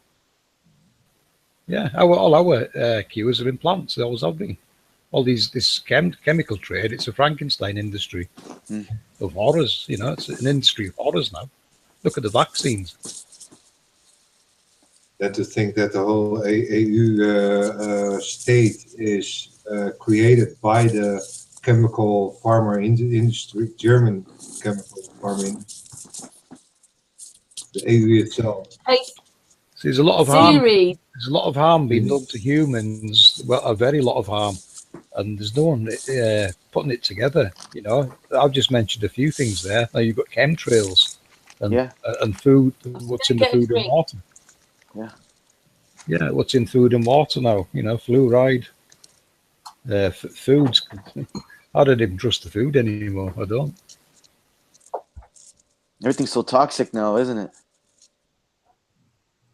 Yeah, by design, that's the problem. You know, By design, they own all the companies. For 2/3 guaranteed poison. Yeah. Yeah, when you own everything, you control. You know, you control what the ingredients are. Then, don't you? It tastes the food of today doesn't taste like it did 20 years ago. And you're right. Neither did fast food. Fast food tastes a little better 20 years ago. Definitely. It was real food I'm then. just saying, like it. Yeah. I mean, it's please don't eat fast food. But if you do, you know, eat somewhere relatively good. I don't know where your choices are. Burger King. I don't know. But you know, 20 years ago, it just seems like that whole industry changed. Also, it's horrible. But nonetheless, it was different. Yeah, in 1997, the globalists stepped it up a gear, didn't they? Things started changing for the worst even more. Yeah. Yeah, it's 20 years ago. Absolutely. Yeah. It was a turning point for a lot of things. It was. And that's when our industries started getting dismantled and sold to the likes of China. And then they brought in mass immigration. Well, how does that work? We dismantle our industry. How are we going to employ lots of immigrants? Immigrants, yeah. You know, it doesn't work. It's designed to collapse a country. This is how they operate, you know. Yeah. It's like the EU. The EU's usurped Europe by stealth. But we were told that was a trade agreement. All done to. Oh yeah. There's nothing to do with trade. It's been a takeover, a silent takeover. Everything is done to keep us from waking up. But they will fail anyway. Yeah, well, it's going to fail by design. Communism always does, isn't it? Yeah, that's what it's made for. Yep, that's exactly what it is. Yep. I agree, FPV. I used to follow politics. I was into politics for a few years before I started looking at flat Earth. It was politics that led me to flat Earth, actually, because when you notice all these high-profile politicians sneaking off to Antarctica, you start thinking, why do you keep going there? You know, Antarctica, that's so interesting. Surely they've seen penguins and icebergs before. No, they're reporting to the real person they work for. That's what's happening there. That's what's happening. Yeah. Lex Luthor, the villain of the world, he's hiding. That's where he's hiding. Yeah, you're right. That's it. And they're all reporting to him. Yeah. Yeah, there will be about that. The rich do not know how to make their own breakfast because nobody is working for them anymore. Yeah, nobody is. Yeah, but that's I looked at politics because I started looking at what was going on in Europe a few years ago, and I thought things aren't going the way they should be. And that's when you start seeing what it really is. You know, the communism. There's a lot of countries having like Britain's got a Brexit going on, so we can opt out kind of thing. But they're still trying to make that hard for Britain to exit. But there's a lot of countries in Europe that don't even have that choice. You know, it's been completely. The sovereignty has been stripped from them without they even realizing it. I came across something that you don't even want to be that sovereign. It's all still tying into their game because then they can actually attack. Well, it actually meant something once, didn't it? You know, you're a sovereign state. You've got rights. You take that away, you've got no rights. That's what they've done, and they made themselves not accountable by hiding behind the EU. Yeah, it's something like they claim you that particular corporation, what they make from your death certificate. Yeah. And then when you claim that name, it's not that you actually need to claim that particular corporate name as being the owner, because they actually created that. They are the actual owners. I'll tell you the scary thing about that series. I noticed it in the Trump elections. It was dead people voting, and they're not talking about one or two. You're talking millions of dead people voting. So it shows you they're keeping hold of people's records and actually using them to vote, even though they've been dead for a long time. They're still voting. It was exposed in the States during the Trump election. Yeah, I heard that. Yeah. So you can see why they keep records and all these straw men on people, because they can still carry on using them. You know, Yeah. how many times have these people possibly died? It could be a name you like in 9/11. Some of them names might have been people that's already died a few years ago. Yeah. You know, they're just recycling names. Recycling names, their accounts is what they are. Social Security is Yeah. an account. That's what it is. They're probably claiming lots of money for people that don't exist. Yeah. All in treasury direct accounts. Everybody has millions in their treasury account. Count about $300,000 a year from your 18th. That's what at least is in your treasury account. The only thing is figuring out how the hell you can get access to it. I discovered one funny thing in there, that it's all in a minor account, in the sense that you're still the minor. As long as you do not claim your adult gain. Mentioning that, and you try to access your TDA accounts, you're actually not following procedure. You need first to claim your adulthood and announce that to them. And then from that moment, you can actually are allowed to fully access your TDA account. You have to make your own main treasury direct account so that everything can go over to your main account as soon as you claim your adult level. There's a whole game here behind this, and it seems to have billions in everybody's name. And that's how they build up with, I don't know, all these loans or something. It's all in the bonds. It's even so strange that when you borrow money from the bank for your house, your signature creates the money out of nothing, what they lend you back with interest. So you pay that money, and then with interest, where that comes from is still a question. That's probably that ceiling of the creation of money.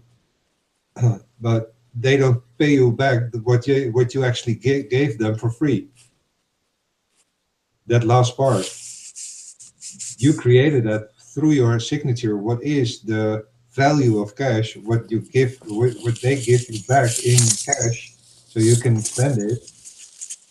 You know, and then you bought your house, and then you paid them that cash back with that interest.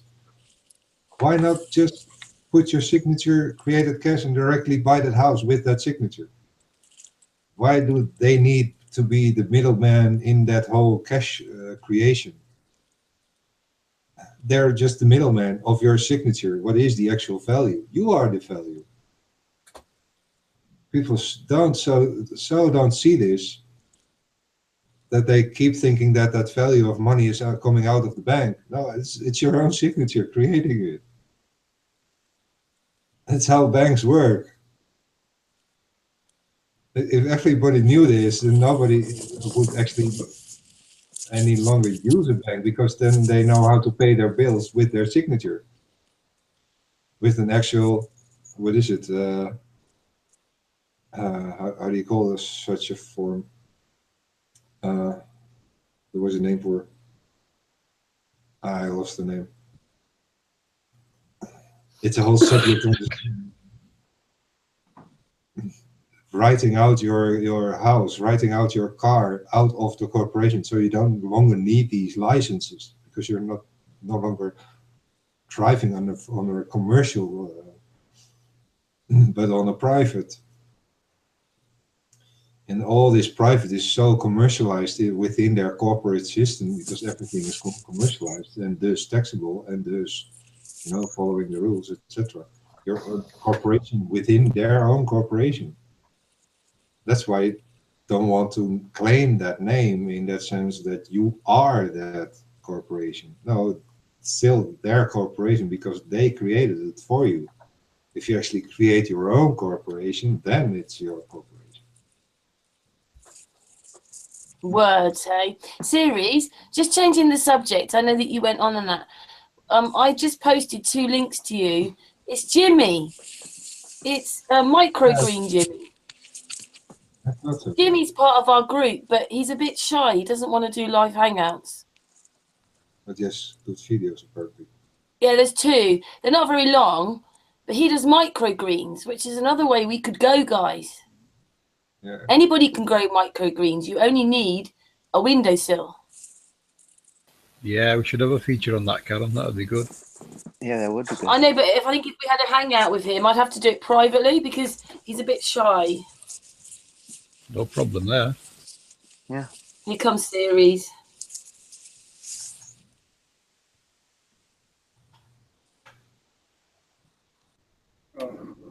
The reason I love community gardens is because in a world that's so divisive, we can meet on common grounds and agree on one thing, which is food. Everybody needs to eat. Another reason I like them is because a child that grows tomatoes will eat tomatoes and is more likely to be healthy later on. Oh, sweet Jimmy. There's one more series because he does grow the microgreens. We've had a hangout with him, which is on Sun and Moon, but it's quite a way back now. But he's a bit shy to do live hangouts. This one's silly, by the way. Farm.com. We're going to talk about goji berries today and their benefits. Some of these cups fell over. This is Jimmy Ferraro from FerraroFarm.com. We're going to talk about goji berries today and their benefits. Some of these cups fell over and damaged foliage. These are the goji sticks. They are growing roots. You can just snip these off, put them in rooting hormone, and you stick them in the soil, and they root basically very quickly. Once they root and it's not going to frost out, you plant them. I paid $20 for one of these plants last year, fully rooted. So we got about 40 goji plants for $8. So this is the cheapest route and the highest profit margin available because we started with sticks that cost about 10 cents a piece, maybe. And then fully potted out, it would be like $20 plant with soil and everything. What's the point of this plant? Look that up. I don't know what the fuck they're known for. People buy this shit, I don't know. Goji berries can help with weight loss, your sleep. They help with diabetes, fever, eye problems, macular degeneration. When you get older, high blood pressure, antioxidants. They're a very medicinal plant. They don't feel you. Gojis are considered both an herb and a fruit. It's like a double plant. It's like a raisin, a healthy raisin. Raisins are unhealthy. It's like a snack, like a nut. Goji berries help karate kick. Wait, stop! They also help karate kick.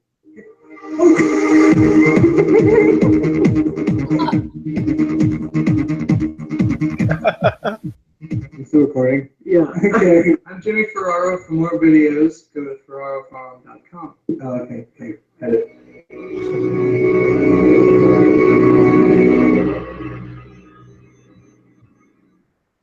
Oh, sweet Jimmy. He's a really lovely, gentle, kind man.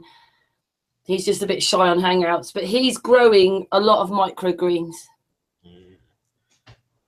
Yeah, I'd like to see him again, actually.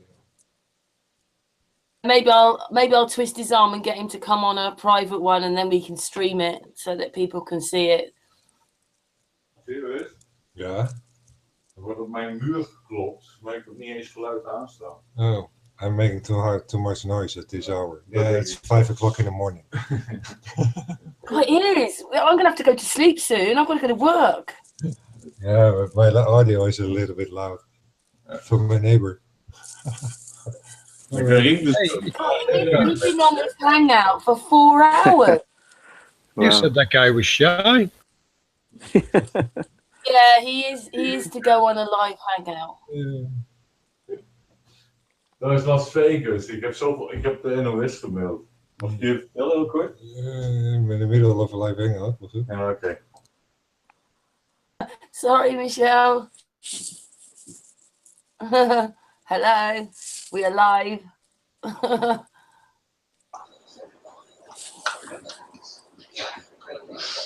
You take your house, go.